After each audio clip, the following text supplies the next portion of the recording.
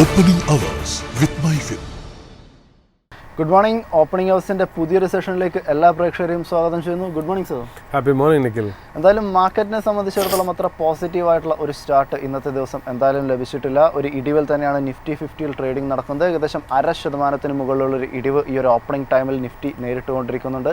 അത് ഗ്ലോബലി വരുന്ന അപ്ഡേഷൻസ് പരിശോധിക്കുകയാണെങ്കിൽ ഒന്നും തന്നെ അത്ര പോസിറ്റീവായിട്ടുള്ള ഒരു ക്യൂ ഒന്നും തന്നെ നമുക്ക് ലഭിക്കുന്നില്ല. അതായത് ക്രൂഡ് ഓയിലിൻ്റെ ഒക്കെ തന്നെ ഒരു പ്രൈസ് നോക്കുകയാണെങ്കിൽ ബ്രന്റ് ക്രൂഡ് ഫ്യൂച്ചേഴ്സിലൊക്കെ തന്നെ വില $90 എന്ന് പറയുന്ന ലെവൽ നിലവിൽ ഇപ്പോൾ മറികടന്നിരിക്കുന്നു എന്നത് ഇന്ത്യൻ മാർക്കറ്റിന് ഒരു നെഗറ്റീവായിട്ടുള്ള ഒരു ഇമ്പാക്റ്റ് ആണ് നൽകിക്കൊണ്ടിരിക്കുന്നത്. അതുകൂടാതെ ഇന്ത്യൻ രൂപ നോക്കുകയാണെങ്കിലും ഒരു സ്ട്രെങ്ത് രേഖപ്പെടുത്താത്തതൊക്കെ തന്നെ വിപണിക്ക് ഒരു നിരാശയായിട്ട് തന്നെ ഇന്നത്തെ ഒരു ദിവസം നിലനിൽക്കുന്നു. അതുകൂടാതെ വന്നിരിക്കുന്ന പാദഫലങ്ങൾ വന്നിരുന്ന കമ്പനികളുടെ ഒക്കെ തന്നെ ഇന്നത്തെ പ്രകടനം വലിയ രീതിയിൽ തന്നെ നിരാശപ്പെടുത്തുന്നതാണ്. എസ്പെഷ്യലി നോക്കുകയാണെങ്കിൽ ബാങ്കിങ് ഭീമന്മാരുടെ ഒക്കെ തന്നെ പാദഫലം ഒന്നിനു പുറകെ ഒന്നായി വന്നിട്ടുണ്ടായിരുന്നു. എല്ലാ ഓഹരികളും ഇന്നിപ്പോൾ കനത്ത രീതിയിലുള്ള ഒരു സെൽ ഓഫ് നേരിടുന്നു എന്നതും ഇന്ത്യൻ വിപണിയെ സംബന്ധിച്ചിടത്തോളം ഒരു നെഗറ്റീവ് ഇമ്പാക്റ്റ് ആയിട്ട് ഇന്നിപ്പോൾ അവിടെ നിലനിൽക്കുകയാണ്.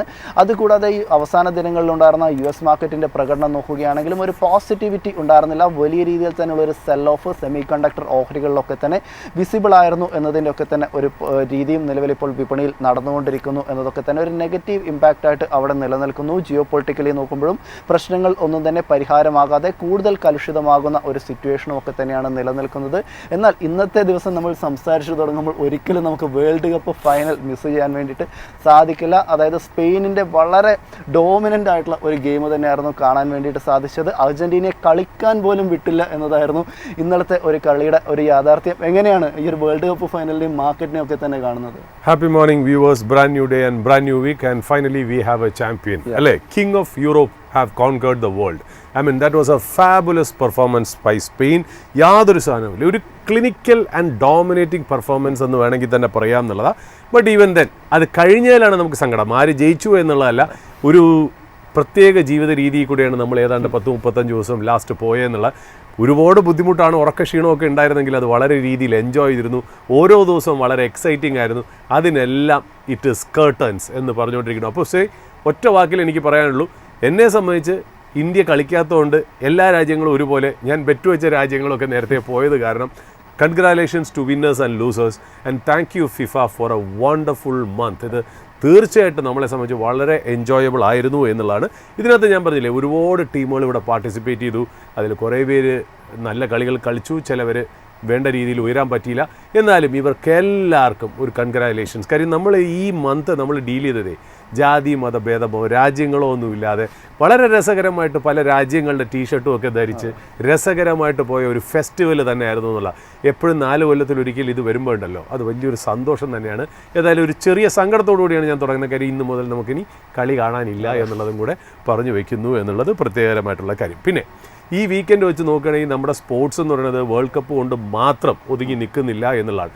ഓഫ് കോഴ്സ് നമ്മുടെ ഇന്ത്യൻ മെൻസ് ODI ടീം ഇംഗ്ലണ്ടിന് എഗെയിൻസ്റ്റ് ആയിട്ട് ഒരു തോൽവിയിലാണ് ഇന്നലെ. അതും വലിയൊരു സ്കോർ, ഏതാണ്ട് 380+ ചേസ് ചെയ്യുന്ന രീതിയിൽ ഇന്ത്യ ഒന്ന് 20-25 റൺസിന്, എക്സാക്ട് റൺ എനിക്കറിയില്ലെങ്കിൽ പോലും അവിടെ നമുക്ക് ആ ടാർഗറ്റ് റീച്ച് ചെയ്യാൻ പറ്റില്ല. അതുകൊണ്ട് തന്നെ നമുക്കവിടെ ഒരു തോൽവി നേരിടേണ്ടി വന്നെങ്കിൽ പോലും അതൊക്കെ മാറ്റി വെച്ചുകൊണ്ട് നമുക്ക് ഇവിടെ നമ്മുടെ സ്വന്തം പ്രൗഡ് ആയിട്ടുള്ള PV സിന്ധു, പുരസല സിന്ധു നമ്മുടെ ജാപ്പനീസ് ഓപ്പൺ ബാഡ്മിൻ്റണിൽ ജയിച്ചിരിക്കുന്നു എന്നുള്ള. എനിക്ക് തോന്നുന്നു യമാഗൂച്ചിയെ തോൽപ്പിച്ചിട്ട് probably for the first time ഒരു ഇന്ത്യൻ ജാപ്പനീസ് ഓപ്പൺ ജയിക്കുന്നതെന്നുള്ളതും നമുക്ക് അഭിമാനകരമായിട്ടുള്ള ന്യൂസാണ് എന്നുള്ളതാണ്. പിന്നെ ഇത് കൂടാതെ തന്നെ 2-3 ചെറിയ നല്ല സന്തോഷങ്ങളുണ്ട്. ഒന്നെന്ന് പറയുന്നത് ഇന്ത്യ, അതായത് ഒരു എലീറ്റ് ലിസ്റ്റ് ഓഫ് 5 to 6 രാജ്യങ്ങളുടെ ലിസ്റ്റിലേക്ക് നമ്മളും കടന്നു നിന്നിരിക്കുന്നു. എന്തിനാണ്? ആ രാജ്യങ്ങൾ ഏതൊക്കെയാണ്? Germany, Japan, India, Germany, Japan, China, US കൂടെ ഇന്ത്യയും വന്നിരിക്കുന്നു. എന്താണ്?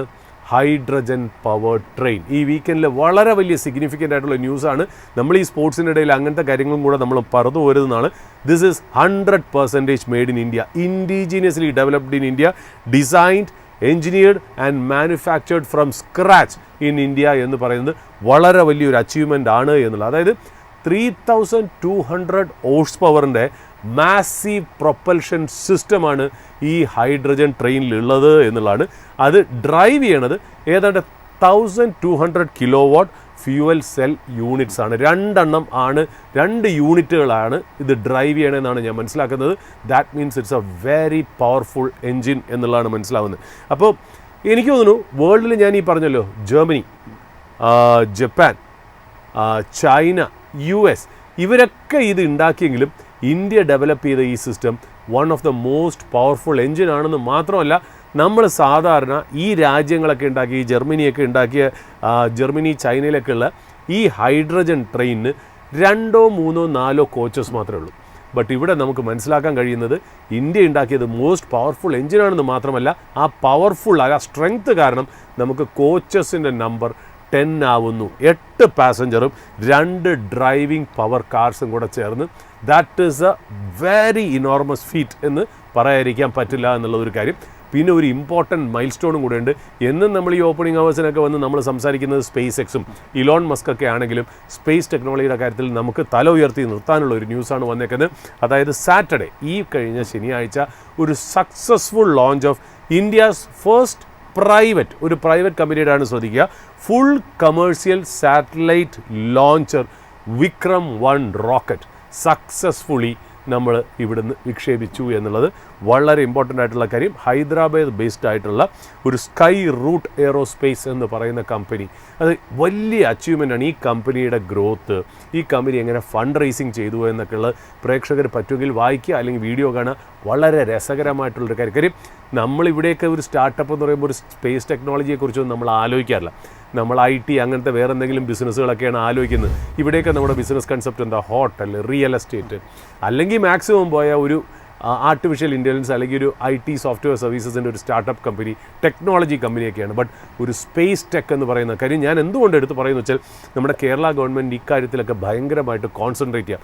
നമുക്ക് പുതിയ പുതിയ ഇൻഡസ്ട്രി വരുന്നു, നമ്മളൊരു പോർട്ട് ബേസ്ഡ് സിറ്റി ആയിട്ട് വരുന്നു എന്നുള്ള നല്ല കാര്യം. നമുക്ക് വളരെ ബ്ലെസ്ഡ് ആയിട്ടുള്ളൊരു കോസ്റ്റ് ലൈൻ ഉണ്ട്, നമുക്ക് നല്ല 2 പോർട്ടുകളുണ്ട് എന്നൊക്കെ പറയുന്നതിൻ്റെ കൂടെ തന്നെ നമുക്ക് ഇൻലൻഡ് വാട്ടർവേസ്, ഈ കേരള ബാക്ക് വാട്ടേഴ്സിലൊക്കെ പറയുന്നതിൻ്റെ കൂടെ തന്നെ നമ്മൾ ഒരു കാര്യം മറക്കരുത്, VSSEയും ISROയും ട്രിവാൻഡ്രത്തുണ്ട്. ഒരുപാട് സ്പേസ് കമ്പനി അല്ലെങ്കിൽ ഈ ടെക്നോ പാർക്ക് എങ്ങനെയാണോ ട്രിവാൻഡ്രത്ത് ഈ പറഞ്ഞ പോലെ IT ഡ്രൈവ് ചെയ്തത്, അതുപോലെ VSSEക്കും ISROനും അറൗണ്ടായിട്ട് അവിടെ ഒരു എന്താ പറയുക, ഒരു ഇൻക്യുബേഷൻ സെൻറ്ററോ അല്ലെങ്കിൽ ഈ പറഞ്ഞ പോലെ സ്റ്റാർട്ടപ്സിന് വേണ്ടിയിട്ടുള്ള ഒരു എക്കോ സിസ്റ്റമോ തുടങ്ങുകയാണെങ്കിൽ നന്നായിരിക്കും. ആ ഒരു സക്സസ് നമ്മളിപ്പോൾ ഈ പറഞ്ഞ പോലെ ഈ കമ്പനിയുടെ, അതായത് ഈ വിക്രം 1 റോക്കറ്റിൻ്റെ ഇതിൽ കൂടെ നമ്മൾ മനസ്സിലാക്കിയിരിക്കുന്നു എന്നുള്ള. അതായത് ഇത് ശരിക്കും പറഞ്ഞുണ്ടല്ലോ, ഈ ഒരു ന്യൂസ് എന്ന് പറയുന്നത് നമ്മൾ വളരെ മോശമായിട്ട് കണക്കാക്കേണ്ട. അതായത് നമ്മൾ പറഞ്ഞല്ലോ, ഇന്ത്യൻ എക്കണോമിയിൽ സ്റ്റോക്ക് മാർക്കറ്റ്സിൽ ഇപ്പോൾ ഒരുപാട് സെക്ടേഴ്സ് നമുക്ക് ഓൾറെഡി കൊല്ലങ്ങളായിട്ട് നിൽക്കുന്ന സെക്ടേഴ്സാണ്. അതിലേക്ക് പുതിയ പുതിയ സെക്ടേഴ്സ് വരുമ്പോൾ അവിടെ വലിയൊരു വെൽത്ത് ക്രിയേഷൻ ഓപ്പർച്യൂണിറ്റിയുടെ വാതിൽ തുറന്നു വരുന്നു. അതായത് പുതിയ പ്രോഫിറ്റ് പൂള്, പുതിയ റവന്യൂ പൂള്, പുതിയൊരു ഓപ്പർച്യൂണിറ്റി തുറന്നു വരുന്നു. ഒരുപാട് ക്യാപിറ്റൽ ഇൻവെസ്റ്റ്മെൻറ്റ് അവിടെ വരുന്നു, ഒരുപാട് പേർക്ക് ജോലി കിട്ടുന്നു. ആ സ്റ്റോക്കുകളൊക്കെ പലതും മൾട്ടി ബാഗർ ആവാനുള്ള സാധ്യതകൾ വളരെ ഹൈ ആണ് എന്നുള്ള. അത് നമ്മൾ ഒരു പക്ഷേ ഷിപ്പ് ബിൽഡിങ്ങിൻ്റെ കാര്യത്തിൽ പറഞ്ഞു. പിന്നെ AI ഓൾറെഡി എല്ലാവർക്കും നോൺ ആയിട്ടുള്ള കാര്യമാണ്. ഷിപ്പ് ബിൽഡിംഗ് ഇതാ എയറോസ്പേസും സ്പേസ് ടെക്നോളജിക്കുള്ള ഒരു ഗേറ്റും കൂടി ഓപ്പൺ ചെയ്യുന്നു എന്നുള്ളത് നമ്മൾ മനസ്സിലാക്കണം എന്നുള്ളതാണ് ഇമ്പോർട്ടൻ്റ് ആയിട്ടുള്ളൊരു കാര്യം. അപ്പോൾ ആ സ്കൈ റൂട്ട് എന്ന് പറയുന്ന കമ്പനിയുടെ അച്ചീവ്മെൻറ്റിൽ നമ്മൾ വളരെ പ്രൗഡാണെന്നും കൂടെ എടുത്ത് പറയുന്നു. പിന്നെ ഒരു മലയാളി എന്ന രീതിയിൽ എനിക്ക് 2 സന്തോഷമുണ്ട്. ഒന്ന്, ഇന്ന് കുട്ടികൾക്ക് ലീവ് കൊടുത്തതിൽ വളരെ സന്തോഷമുണ്ടെന്നുള്ള കാര്യം. ഇതൊരു ഫെസ്റ്റിവലാണ്. അതായത് നമ്മൾ ഈ പറഞ്ഞ പോലെ ഈ അക്കാഡമിക്സ് മാത്രമല്ല, അതിൻ്റെ കൂടെ സ്പോർട്സും കൊണ്ടുപോകണം എന്ന് ആഗ്രഹിക്കും. ഞാനൊരു സ്പോർട്സ് പേഴ്സണാണ്, എൻ്റെ മകൻ ഒരു സ്പോർട്സ് പേഴ്സണാണ്. അപ്പോൾ അവർക്കൊക്കെ ഈ ഹോളിഡേ കൊടുത്ത കേരള ഗവൺമെൻറ്റിനും ഒരു നന്ദി, അല്ലെങ്കിൽ അതിൻ്റെ പുറകിൽ പ്രവർത്തിച്ച എല്ലാവർക്കും വളരെ നന്ദി എന്നും കൂടെ ഞാൻ രേഖപ്പെടുത്തുന്നു. ഇതുകൂടാതെ നമ്മുടെ മലയാളികളുടെ, അതായത് കേരളക്കരയുടെ സ്വകാര്യ അഹങ്കാരമായിട്ടുള്ള നമ്മുടെ മമ്മൂട്ടി അഥവാ മമ്മൂക്ക, അദ്ദേഹത്തിന് 4th national award for the best supporting actor in a leading role, അതായത് നാഷണൽ അവാർഡ്സ് 4ാമത് അദ്ദേഹം വിജയിച്ചിരുന്നു for the movie call Bramayugam എന്നുള്ള. എനിക്ക് തോന്നുന്നു ഇതേ സിനിമയ്ക്ക് തന്നെ സ്റ്റേറ്റ് അവാർഡും കിട്ടി. ഏതാണ്ട് 7ാമത്തെ പ്രാവശ്യമാണെന്നാണ് അദ്ദേഹത്തിന് സ്റ്റേറ്റ് അവാർഡ് കിട്ടുന്നതെന്നുള്ള. അതും നമ്മളെ സംബന്ധിച്ച് വളരെ പ്രൗഡായിട്ടുള്ള ഒരു മൂവ്മെൻറ്റാണ്. അതുകൊണ്ട് ഒരുപാട് സന്തോഷങ്ങൾ സ്പോർട്സിൻ്റെ കാര്യത്തിലാണെങ്കിലും, കലയുടെ കാര്യത്തിലാണെങ്കിലും, സ്റ്റാർട്ടപ്പിൻ്റെ കാര്യത്തിലാണെങ്കിലും, സ്പേസ് ടെക്നോളജിയുടെ കാര്യത്തിലാണെങ്കിലും ഒരുപാട് സന്തോഷം കൊണ്ടാണ് നമ്മൾ മാർക്കറ്റിലേക്ക് വരുന്നതെങ്കിലും നമ്മളെ സംബന്ധിച്ച് we have another person to tackle ഏറ്റവും എക്സെൻട്രിക് ആയിട്ടുള്ള പേഴ്സൺ അതാണ് മിസ്റ്റർ മാർക്കറ്റ് എന്നുള്ളത്. ആ മാർക്കറ്റിൻ്റെ കാര്യങ്ങളാണ് നമ്മൾ ഇനി അങ്ങോട്ട് ഡ്രൈവ് ചെയ്യാനുള്ളത്. Now that the world cup is over എന്നുള്ളത്. അതായത് ഈ വീക്കെൻഡിൽ നമ്മൾ ഈ പറഞ്ഞ ന്യൂസുകളുടെ കൂടെ നമ്മുടെ ഇന്ത്യൻ നിഫ്റ്റി കമ്പോസിഷൻ്റെ, ആ നിഫ്റ്റി എന്ന് പറയുന്ന ഇൻഡെക്സിൻ്റെ കമ്പോസിഷനിലെ 34% വരുന്ന കമ്പനികളുടെ ഏർണിങ്സ് ആണ് നമുക്ക് ഈ ആഴ്ചയുടെ അവസാനത്തോടു കൂടി വന്നതെന്നുള്ളത്. അതായത് റിലയൻസ് ഇൻഡസ്ട്രീസ്, മേജർ ബാങ്ക്സ്. ഞാൻ ഈ ഓപ്പണിംഗ് അവേഴ്സിൻ്റെ ഷോ മുന്നോട്ട് പോകുമ്പോഴത്തേക്കും ഞാനിത് ഓരോന്നായിട്ട് ചെറുതായിട്ടൊന്ന് ഒരു ക്യാപ്സ്യൂൾ രീതിയിൽ തരാം. അതിനു മുമ്പേ നമുക്ക് ഗ്ലോബൽ ക്യൂസിലേക്ക് വരികയാണെങ്കിൽ നമ്മുടെ സ്ഥിരം വില്ലൻ അല്ലെങ്കിൽ യൂഷ്വൽ സസ്പെക്റ്റ് എന്ന് പറയുന്നത് ക്രൂഡ് തന്നെയാണ്. ക്രൂഡിൻ്റെ വില $90 പെർ ബാരലിലേക്ക് കടന്നിരിക്കുന്നു എന്നുള്ളത് നമ്മളൊന്ന് മനസ്സിലാക്കണം എന്നുള്ളത്. അതായത് US-ഉം ഇറാനും തമ്മിലുള്ള ആ ഒരു കോൺഫ്ലിക്റ്റ് എന്ന് പറഞ്ഞത് മിഡിൽ ഈസ്റ്റിൽ വലിയ രീതിയിൽ എസ്കലേറ്റ് ചെയ്തിരിക്കുന്നു എന്നുള്ളത്. അതായത് ഇത്രയും നാളത്തേനെക്കാട്ടിലും ഈ വീക്കെൻഡിൽ നടന്നൊരു കാര്യം വെച്ചാൽ it is escalating to physical assets. Physical assets എന്ന് പറഞ്ഞാൽ ഞാൻ മനസ്സിലാക്കുന്നത് ഇറാനിലുള്ള ഒരു ന്യൂക്ലിയർ പവർ ഫെസിലിറ്റിയും കൂടി US അറ്റാക്ക് ചെയ്ത് തുടങ്ങി. അതായത് ഇതിൻ്റെ തലം മാറി, ഇതിൻ്റെ ആ ലെവല് മാറി, അതിൻ്റെ പേഴ്സ്പെക്റ്റീവ് മാറി വേറൊരു രീതിയിലേക്ക് സിവിലിയൻ ഇൻഫ്രാസ്ട്രക്ചർ, ഫിസിക്കൽ അസറ്റ്സിലേക്കൊക്കെ ഈ പറയുന്ന പോലെ സ്ട്രൈക്ക് തുടങ്ങി എന്നാണ് മനസ്സിലാക്കുന്നത്. ഇൻ റിട്ടാലിയേഷൻ എനിക്ക് തോന്നുന്നു ഇന്ന് ട്രംപ് പറഞ്ഞിട്ടുണ്ട് ഇന്ന് രാത്രി വളരെ ഹെവി ആയിട്ടുള്ള ഒരു അറ്റാക്ക് ഇറാനിൽ മേൽ നടത്തും എന്നുള്ളതാണ് ട്രംപ് പറഞ്ഞിരിക്കുന്നത്. ഇനി ലാസ്റ്റ് വരുമ്പോഴത്തേക്കും ട്രംപ് മാറ്റി പറയുമോ എന്നുള്ള കാര്യം അദ്ദേഹത്തിൻ്റെ പല ഡിസിഷൻസും ഇൻഫ്ലുവൻസ് ചെയ്യപ്പെടുന്നത് ഈ അദ്ദേഹത്തിൻ്റെ മാർക്കറ്റ് ഇൻട്രസ്റ്റുകളാണ് അല്ലെങ്കിൽ പ്രോഫിറ്റ് ഇൻട്രസ്റ്റുകളാണ് എന്നുള്ളത് നമ്മൾ സ്പെക്കുലേറ്റ് ചെയ്യണം. നമുക്ക് ഉറപ്പില്ല, എങ്കിലും അതിനുള്ള സാഹചര്യങ്ങൾ നമ്മൾ മുന്നിൽ കാണുന്നു. പല തെളിവൊന്നും പറയാൻ പറ്റില്ല, പല ഇൻസിഡൻസും അങ്ങനെയാണ് വരുന്നത് എന്നുള്ള. ഇൻ റിട്ടാലിയേഷൻ എന്നോണം ഇറാൻ തിരിച്ച് US bases in Gulf countries വലിയ രീതിയിൽ അറ്റാക്ക് ചെയ്യുന്നു എന്നുള്ളതാണ്. കുവൈറ്റിലാണെങ്കിലും ശരി, ജോർഡനിലാണെങ്കിലും ശരി, ബഹറിനിലാണെങ്കിലും ശരി നല്ല രീതിയിലുള്ള അറ്റാക്ക് തുടങ്ങുന്നു. ഇൻഫാക്റ്റ് കിട്ടുന്ന ഇൻഫർമേഷൻ അനുസരിച്ച് വലിയ ഹെവി രീതിയിലുള്ള നല്ല രീതിയിലുള്ള ഡാമേജ് US അസറ്റ്സിന് ഇവിടെയൊക്കെ ഉണ്ടായി എന്നും പറയപ്പെടുന്നു. ഫോളോയിങ് വിച്ച് പല സ്ഥലത്തുനിന്നും US-ൻ്റെ വലിയ എന്താ പറയുക ഫൈറ്റിംഗ് എന്താ പറയുക ആ ഒരു എക്കോ സിസ്റ്റം ഗൾഫിലേക്ക് മൂവ് ചെയ്യുന്നതെന്നും കൂടെ നമ്മൾ കേൾക്കുന്നു. ഇതിൻ്റെ സത്യാവസ്ഥ അറിയില്ല, ബട്ട് ഈവൻ ദെൻ നമുക്ക് നോക്കാം. ബട്ട് ക്രൂഡ് കയറാനുള്ള കാര്യം എന്താ? ഓയിൽ മാർക്കറ്റിലുള്ള പ്രഷറാണ്. അതെന്തുകൊണ്ടാണ്? സ്ട്രെയ്റ്റ് ഓഫ് ഹോർമൂസിൽ വീണ്ടും ഒരു പ്രഷർ സിറ്റുവേഷൻ വരുന്നു. ഏതാണ്ട് 100, 120, 130 ഷിപ്സ് ഒരു ദിവസം പോകുന്നിടത്തുനിന്ന് നമ്മൾ മനസ്സിലാക്കുന്ന ഇപ്പോൾ കെപ്ലർ അല്ലെങ്കിൽ ബ്രിട്ടീഷ് മാരിടൈമിൽ നിന്ന് കിട്ടുന്ന ഇൻഫർമേഷൻ വെച്ചിട്ട് സാറ്റർഡേ ഏതാണ്ട് 8 ഷിപ്പേ ട്രാൻസിറ്റ് ചെയ്തിട്ടുള്ളൂ, സൺഡേ 4 ഷിപ്പ് തന്നെ ട്രാൻസിറ്റ് ചെയ്തിട്ടുള്ളൂ. അതും ഏത് റൂട്ടാണ്? അതായത് നോർത്തേൺ ഭാഗമായിട്ടുള്ള ഇറാൻ്റെ ടെറിട്ടോറിയൽ വാട്ടേഴ്സിൽ കൂടിയാണോ, ഒമാൻ്റെ സൗത്ത് സൈഡിൽ നിൽക്കുന്ന ഒമാൻ്റെ ടെറിട്ടോറിയൽ വാട്ടേഴ്സിൽ കൂടിയാണോ, അല്ലാത്തടത്തേക്ക് ഇറാൻ എന്താ ഫയർ ചെയ്യുക, വേറെ പല സ്ഥലങ്ങളിൽ US-ൻ്റെ നേവൽ ബ്ലോക്കേഡ് ഉണ്ടാവുക, ഇതെല്ലാം അവിടെ ഒരു ഡിസ്റ്റർബൻസ് ആയിട്ട് തുടങ്ങുന്നു. താൽക്കാലികമായിട്ട് ഇന്ത്യൻ മാർക്കറ്റ് ഓഫ് കോഴ്സ് ഒരു നീജർക്ക് റിയാക്ഷൻ ഇന്ന് മാർക്കറ്റിൽ ഉണ്ടാവും എന്നുള്ള കാര്യം അറിയാം. എങ്കിൽ അതിന് ഈ ഓയിൽ മാത്രമായിരിക്കില്ല കാരണം, ഡോളർ മാത്രമായിരിക്കില്ല കാരണം, ഒരു പക്ഷേ ഈ വന്ന വീക്കെൻഡിൽ വന്ന റിലയൻസിൻ്റെയും ബാങ്കിങ് മേഖലയിലുള്ള റിസൾട്ടും കൂടെ ഇന്ന് അഫക്റ്റ് ചെയ്തേക്കാം എന്നുള്ള. പക്ഷെ ക്രൂഡ് നമുക്ക് വീണ്ടും വാച്ച് ചെയ്യണം. ഒട്ടും കംഫർട്ടബിൾ അല്ലാത്ത ലെവലിൽ പൊയ്ക്കൊണ്ടിരിക്കുന്നു. ഇപ്പോൾ കിട്ടുന്ന ഇൻഫർമേഷൻ അനുസരിച്ച് യമനിലെ ഹൂതി റെഡ് സീയിൽ ഒരു എന്താ പറയുക ഓയിൽ ട്രാഫിക്കിനെ ബ്ലോക്ക് ചെയ്യാൻ പോകുന്നു എന്നുള്ളൊരു ഇൻഫർമേഷനും കൂടെ വരുന്നു. നമുക്കറിയാം സൗദി അറേബ്യയുടെ 70% എക്സ്പോർട്ട്സും അതുവഴിയാണ് നടക്കുന്നത്. അതുകൊണ്ട് അതും കൂടെ നമ്മൾ വാച്ച് ചെയ്യണം. അപ്പോൾ ക്രൂഡിൻ്റെ മൂവ്മെൻറ്റ്, കറൻസി അല്ലെങ്കിൽ ഡോളറിൻ്റെ മൂവ്മെൻറ്റും നമുക്ക് വളരെ ഇമ്പോർട്ടൻറ്റ് ഗ്ലോബൽ ക്യൂ ആയിട്ട് ഇനി വരാൻ പോകുന്ന ദിവസങ്ങളിൽ വരും എന്ന് നമ്മൾ ശ്രദ്ധിക്കണം എന്നുള്ള. പിന്നെ അതർ ഗ്ലോബൽ ക്യൂസ് എന്ന് പറയുന്നത് ഞാനൊന്ന് US മാർക്കറ്റ് നോക്കിയപ്പം ഞാൻ ഇന്നലെ വെള്ളിയാഴ്ചത്ത് നോക്കണേനേക്കാളും കാര്യം അപ്പോഴത്തേക്കും സാറ്റർഡേ സൺഡേ സിറ്റുവേഷൻ മാറിയുണ്ട്. ഞാൻ വിചാരിച്ചു ഇന്നത്തെ ഫ്യൂച്ചേഴ്സ് ഒന്ന് നോക്കാം. ഞാൻ നോക്കിയപ്പോൾ 3 ഇൻഡിസസും ഫ്ലാറ്റ് ടു നെഗറ്റീവ് ബയസോട് കൂടിയാണ് ഞാൻ 8 മണി രാവിലെ ഞാൻ നോക്കിയപ്പോൾ എന്നുള്ളത് മനസ്സിലാക്കുന്നു. അതുകൂടാതെ തന്നെ US-ലെ വോളറ്റിലിറ്റി ഇൻഡെക്സ് ഞാൻ നോക്കുമ്പോൾ ഏതാണ്ട് 18.77 ഇത്തിരി ഹയർ ആയിട്ടാണ്. അതായത് അവിടെ ഒരു അൺസർട്ടനിറ്റി മാർക്കറ്റ് റീഡ് ചെയ്യുന്നു, വോളറ്റിലിറ്റി ഇൻഡെക്സ് അത് റീഡ് ചെയ്യുന്നു. എൻ്റെ ഇന്ത്യൻ വിക്സിലേക്ക് വരുമ്പോൾ ഏതാണ്ട് 13.15 13.15 എന്നുള്ള ലെവലിലാണ് ഇന്ത്യൻ വിക്സ് കാണിക്കുന്നത്. അപ്പോൾ കമ്പാരിറ്റീവ്ലി ഇന്ത്യൻ മാർക്കറ്റിൽ എവറിത്തിങ് ഈസ് കാം, എന്നാൽ US മാർക്കറ്റ് വളരെ കൺഫ്യൂസ്ഡ് ആണ്, നെർവസ് ആണെന്നുള്ള കാര്യം കൂടെ ഞാനൊന്ന് പറഞ്ഞു വയ്ക്കുന്നു എന്നുള്ളൂ. അത് കഴിഞ്ഞ് നമ്മൾ സ്ഥിരമായിട്ട് നോക്കുന്നത് ബോണ്ട് മാർക്കറ്റിലേക്കാണ്. ബോണ്ട് ഈൽഡ് ഞാൻ നോക്കുമ്പോൾ 10 ഇയർ ബോണ്ട് ഈൽഡ് വീണ്ടും കംഫർട്ടബിൾ ആയിട്ടുള്ള 4.5ക്ക് മുകളിലാണ്, 4.57% ആണ് 10 year bond yield. 30-year bond yield കംഫർട്ടബിൾ ലെവലിലായിട്ടുള്ള 5%-ന് മുകളിലാണ് 5.073%. ഡോളർ ഇൻഡെക്സ് ഞാൻ നോക്കുമ്പോൾ 100.54 ആണ്. ഇന്ത്യൻ കറൻസി അതായത് റുപ്പി ഏതാണ്ട് റുപ്പീസ് 96.62 എഗെയിൻസ്റ്റ് $1 എന്നുള്ള രീതിയിലേക്ക് ലെവൽ വരുന്നു. 97 ബ്രീച്ച് ചെയ്യോ എന്നുള്ളതാണ് നമ്മൾ നോക്കണ്ടേ എന്നുള്ളതാണ് മനസ്സിലാക്കേണ്ടത്. ഇതിന് ക്രൂഡ് കയറുന്നത് മാത്രമാവില്ല, കാരണം ഇവിടെ ഈ ആഴ്ചയിൽ എത്രത്തോളം FIs സെല്ല് ചെയ്ത് പൈസ പുറത്തോട്ട് കൊണ്ടുപോകുന്നു, അതിനെ എത്രത്തോളം ബോണ്ട് മാർക്കറ്റ് വഴിയും ഇക്വിറ്റി മാർക്കറ്റ് വഴിയും തിരിച്ചു പിടിക്കാൻ പറ്റുന്നു എന്നുള്ളതനുസരിച്ചിരിക്കും ഈ പറയുന്ന പോലെ ഈ എക്സ്ചേഞ്ച് അതിൻ്റെ ആ ഒരു പ്രഷർ, എക്സ്ചേഞ്ച് റേറ്റിൻ്റെ ഒരു പ്രഷർ. പിന്നെ അത് ഇന്ന് എനിക്ക് കിട്ടുന്ന ഒരു ക്യൂ അനുസരിച്ച് ജാപ്പനീസ് മാർക്കറ്റ് ഇന്ന് ക്ലോസ്ഡ് ആണ്. കോസ്പി ഞാൻ വീണ്ടും ഒരു 8 മണിക്ക് നോക്കിയപ്പോൾ ഏതാണ്ട് -2 to 3% ഡൗൺ ആയിരുന്നു എന്നുള്ളതും കൂടെ ഞാൻ പറയുന്നു. അതായത് ഓവർ ദ വീക്കെൻഡ് ഇമ്പോർട്ടൻ്റ് ആയിട്ട് നമുക്ക് നോക്കേണ്ട കാര്യം ബാങ്കിങ്ങിൻ്റെ ഏർണിങ്സ് ആണ്. കാര്യം പൊതുവേ നമ്മൾ കഴിഞ്ഞ ആഴ്ച പറഞ്ഞു വച്ചിരുന്നു, പല റിപ്പോർട്ടുകളും വരുമ്പോൾ പറഞ്ഞിരിക്കുന്നത് വെച്ചാൽ FIIസിൻ്റെ ഹോൾഡിങ്സ് ഇന്ത്യൻ സ്റ്റോക്സിൽ മെയിൻലി നമ്മൾ നിഫ്റ്റി ബ്ലൂ ചിപ്പ് കമ്പനീസിൽ ഡെക്കേഡൽ ലോ ആണ്. അതായത് കൊല്ലങ്ങളത്തെ ലോവർ ലെവലിലാണ്. എവിടെയെങ്കിലും വെച്ച് സിറ്റുവേഷൻ ഇമ്പ്രൂവ് ചെയ്യുകയാണെങ്കിൽ കാര്യങ്ങൾ ഒരു റീഅലൊക്കേഷൻ വേറെ രാജ്യങ്ങളിൽ നിന്നും ഇന്ത്യയിലേക്ക് റീഅലൊക്കേഷൻ വരികയാണെങ്കിൽ വരാനുള്ള ചാൻസസ് ഹൈ ആണെന്നും കൂടെ പറഞ്ഞു. അങ്ങനെയാണെങ്കിൽ ബെറ്റർ പൊസിഷനിൽ നിൽക്കുന്ന അല്ലെങ്കിൽ റിലേറ്റീവ് വാല്യുവേഷൻസ് ഫേവറബിൾ ആയിട്ട് നിൽക്കുന്നത് ബാങ്കിങ് ആൻഡ് ഫിനാൻഷ്യൽ സ്റ്റോക്സ് ആണ്. അതുകൊണ്ട് ഈ കഴിഞ്ഞ ആഴ്ച അവസാനം വരാൻ പോകുന്ന ബാങ്കിങ് സ്റ്റോക്സിലെ ഏർണിങ്സ് വളരെ ഇമ്പോർട്ടൻ്റ് ആയിരിക്കുന്നു നമ്മൾ പറഞ്ഞു വെച്ചിരുന്നു എന്നുള്ളൂ. അപ്പോൾ നമുക്ക് ബാങ്കിങ്ങിൻ്റെ റിസൾട്ട്സ് ഓരോന്നായിട്ട് ചെറുതായിട്ടൊന്ന് പറഞ്ഞു പോവാം.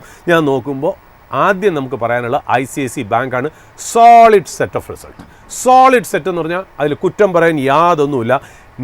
നെറ്റ് ഇൻട്രസ്റ്റ് മാർജിൻ എക്സ്പാൻഡ് ചെയ്യുന്നു. അതാണ് ഒരു ബാങ്കിനെ സംബന്ധിച്ച് ഏറ്റവും വലുത്. അതായത് നമ്മൾ ഡെപ്പോസിറ്റ് എടുത്ത് ലോൺ കൊടുക്കുന്നതിൻ്റെ ആ ഒരു ഗ്യാപ്പിനെയാണ് നെറ്റ് ഇൻട്രസ്റ്റ് മാർജിൻ എന്ന് പറയുന്നത്. അതിൻ്റെ എക്സ്പാൻഷനാണ് ഒരു ബാങ്കിനെ സംബന്ധിച്ച് വളരെ ഹെൽത്തി ആയിട്ടുള്ളൊരു പാരാമീറ്റർ. അത് വളരെ നന്നായിട്ട് ICICI ബാങ്ക് കാണിച്ചിട്ടുണ്ട്. അത് മാത്രമല്ല best in class return on assets. ഒരു ബാങ്കിങ് സ്റ്റോക്കിനെ നമ്മൾ ഏറ്റവും കൂടുതൽ നല്ല രീതിയിൽ പോകുന്നത് പ്രൈസ് ടു ബുക്ക് എന്ന് പറയുന്ന വാല്യുവേഷൻ ഒന്ന്, റിട്ടേൺ ഓൺ അസറ്റ്സ് എത്രയാണെന്നുള്ളത്, അത് മാത്രമല്ല നെറ്റ് ഇൻട്രസ്റ്റ് മാർജിൻ്റെ എക്സ്പാൻഷൻ. ഇങ്ങനെ 3-4 കാര്യങ്ങളാണ് നമ്മൾ PE-യെക്കാട്ടിലും കൂടുതൽ ബാങ്കിങ് മേഖലയിൽ നോക്കുന്നത് എന്നുള്ള. PE മൾട്ടിപ്പിൾ ഒരുമാതിരി PE നോക്കൂല എന്നല്ല, വളരെ ലോവർ ലെവൽ പെക്കിംഗ് ഓർഡറിലായിരിക്കും, മറ്റുള്ള കാര്യങ്ങളായിരിക്കും കൂടുതൽ നോക്കണം. അത് വെച്ച് നോക്കുമ്പോൾ ICICI bank has come up with stupendous and fantastic results നമുക്ക് ഒറ്റ വാക്കി പറയാം.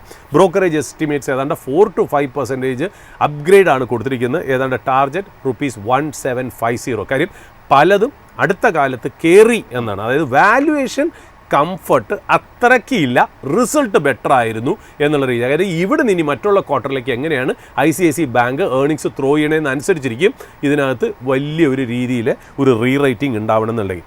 HDFC ബാങ്ക് ലോൺ ഗ്രോത്ത് എന്ന് പറയുന്നത് gaining traction, but net interest margin soften ചെയ്തു എന്നുള്ള ടാർജറ്റ് പ്രൈസുകൾ പല ബ്രോക്കറേജും പറയുന്നത് 1050. ഒറ്റ വാക്കിൽ പറഞ്ഞാൽ HDFC bank was A disappointment എന്ന് നമുക്ക് ഒറ്റ വാക്കിൽ പറയാം. ആക്സിസ് ബാങ്ക് മാർജിൻ പ്രഷർ ഇപ്പോഴും അതിനകത്ത് കാണപ്പെടുന്നു. ലോവർ ഓപ്പെക്സ് ആണ് ശരിക്കും പറഞ്ഞാൽ. ആ ഓപ്പറേറ്റിംഗ് എക്സ്പെൻഡിച്ചറാണ് ശരിക്കും പറഞ്ഞാൽ ഏർണിങ്സിനെ അല്ലെങ്കിൽ ഒരു ഏർണിങ്സിനെ സപ്പോർട്ട് ചെയ്ത ഒരു ഫാക്ടർ എന്ന് പറയുന്നത്. അതുകൊണ്ട് അത്രയ്ക്ക് അങ്ങ് സുഖകരമായിട്ട് വരുന്നില്ല. എന്നാലും നമ്മൾ പല ബ്രോക്കറേജസും നോക്കുമ്പോൾ ഒരു കൺസെൻസസ് ന്യൂട്രലാണ്. ടാർജറ്റ് പ്രൈസ് 1500 ആണ് പറഞ്ഞേക്കണേ എന്നുള്ള.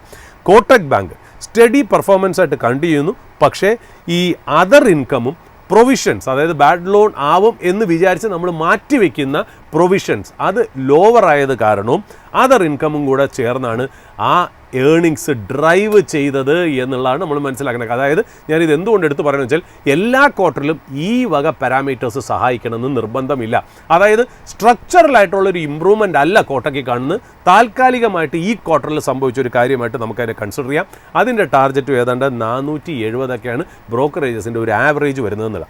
ഫെഡറൽ ബാങ്ക് ബ്ലൂ ചിപ്പ് അല്ലാത്തതുകൊണ്ട് ഞാൻ അങ്ങനെ എടുത്തു പറയുന്നില്ല. ബട്ട് ഈവൻ ദെൻ ഫെഡറൽ ബാങ്കിൻ്റെ സ്ട്രോങ് ക്വാർട്ടർ ആണെന്നുള്ള healthy net interest margin growth and improving asset quality. ഒറ്റ വാക്കിൽ പറഞ്ഞാൽ ഫെഡറൽ ബാങ്കിൻ്റെ വളരെ നല്ല റിസൾട്ടാണ്. പലരും ബൈ ടാർജറ്റ് പറഞ്ഞിരിക്കുന്നത് 400 രൂപയാണ് എന്നുള്ള. RBL bank net interest margin വളരെ വീക്കായിരുന്നു എന്നുള്ള. ഇതെല്ലാം ലോവർ കോസ്റ്റ് കാരണം ഈ നെറ്റ് ഇൻട്രസ്റ്റ് മാർജിൻ കുറഞ്ഞത് കുറേയൊക്കെ ഓഫ്സെറ്റ് ചെയ്ത് പോയി എന്നല്ലാതെ വലിയ ഇമ്പോർട്ടൻ്റ് ആയിട്ടൊന്നും വരുന്നില്ല. ഏതായാലും മാർജിൻ വരും കാലങ്ങളിൽ ഒരു എക്സ്പാൻഷൻ നടക്കും എന്ന് പ്രതീക്ഷിക്കുന്നു. പലരും കൊടുത്തിരിക്കുന്ന ടാർജറ്റ് ആവറേജ് എടുത്ത് നോക്കുമ്പോൾ 425 രൂപയായി മാറുന്നു എന്നുള്ള.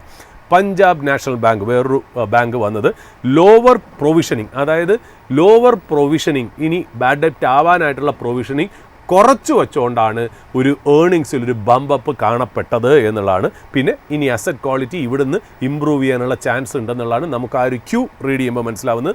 ടാർഗറ്റ് പ്രൈസ് ഏതാണ്ട് 135 ഒരു കൺസെൻസസ് എസ്റ്റിമേറ്റ് എന്ന് പറഞ്ഞത്. But if you put a gun on my head and to choose one company out of this but not a recommendation, അത് റിസൾട്ടിലാണ്, ഞാൻ സ്റ്റോക്കിൻ്റെ കാര്യത്തിലല്ല, സ്റ്റോക്കിൻ്റെ പെർഫോമൻസിലും അല്ല കാര്യം, അത് ഓൾമോസ്റ്റ് ഓപ്റ്റിമം ലെവലിൽ വാല്യൂഡ് ആണ്.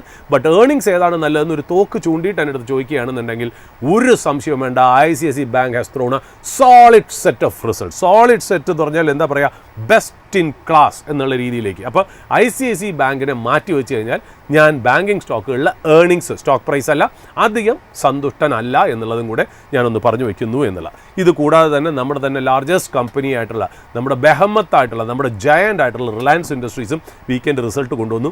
റീറ്റെയിൽ എന്ന് പറയുന്നത് വേണ്ട രീതിയിൽ ടേക്ക് ഓഫ് ചെയ്തില്ല. ബട്ട് ഓയിൽ ടു കെമിക്കൽസ്, അവരുടെ main line of business, core business, ആദ്യം മുതലുള്ള ബിസിനസ് നല്ല രീതിയിൽ പെർഫോം ചെയ്തു എന്നുള്ള ഒരു ഇമ്പോർട്ടൻറ്റ് മൈൽ സ്റ്റോൺ ആണ്. ഒരു ക്വാർട്ടറിൽ 3 ലക്ഷം കോടിയുടെ റവന്യൂ അവർ ക്രോസ് ചെയ്തു ഈ Q1 FY 26-27. Very significant. നമ്മൾ പറയില്ലേ, പല ഏഷ്യൻ പെയിൻറ്റ്സ് പോലെയുള്ള കമ്പനികളുടെ മാർക്കറ്റ് ക്യാപ്പാണ് ഒരു 3 മാസം കൊണ്ട് അവർ ഏർണിങ്സ് ആയിട്ട് ഡെലിവറി ചെയ്ത്. ഏർണിങ്സ് എന്ന് പറയുന്നതിനേക്കാളും റവന്യൂ എന്ന് പറയുന്നതായിരിക്കും അതിന് കുറച്ചുകൂടി കറക്റ്റ് വാക്ക് എന്ന് പറയും. ഓപ്പറേറ്റിംഗ് പ്രോഫിറ്റ് ആണെങ്കിലോ 54,067 കോടി. അത് ഇയർ ഓൺ ഇയർ നോക്കുകയാണെങ്കിൽ 49,100 നിന്നാണ് ഈ ഗ്രോത്ത് വന്നിരിക്കുന്നത് എന്നുള്ളത് വളരെ പോസിറ്റീവായിട്ടുള്ള കാര്യം. ഈ കമ്പനികൾക്കൊക്കെ, റിലയൻസ് പോലത്തെയൊക്കെ കമ്പനികൾക്ക് ചെറിയ രീതിയിൽ, അതായത് ഒരു ചെറിയ കമ്പനി 25-30% ഗ്രോ ചെയ്യുന്ന, അതായത് ഏർണിങ്സ് ഗ്രോ ചെയ്യുന്ന എഫക്റ്റാണ് ഏതാണ്ട് 8 തൊട്ട് 9% ബ്ലൂ ചിപ്പിലെ ഗ്രോത്ത്. കാര്യം ബ്ലൂ ചിപ്പിൽ ആ സേഫ്റ്റിയും കംഫർട്ടും ഉണ്ട്, വലിയ സൈസാണ്. ആ സൈസിന് മുകളിൽ അവരൊരു 10% ഡെലിവറി ചെയ്താൽ പോലും വളരെ നല്ലതാണ്.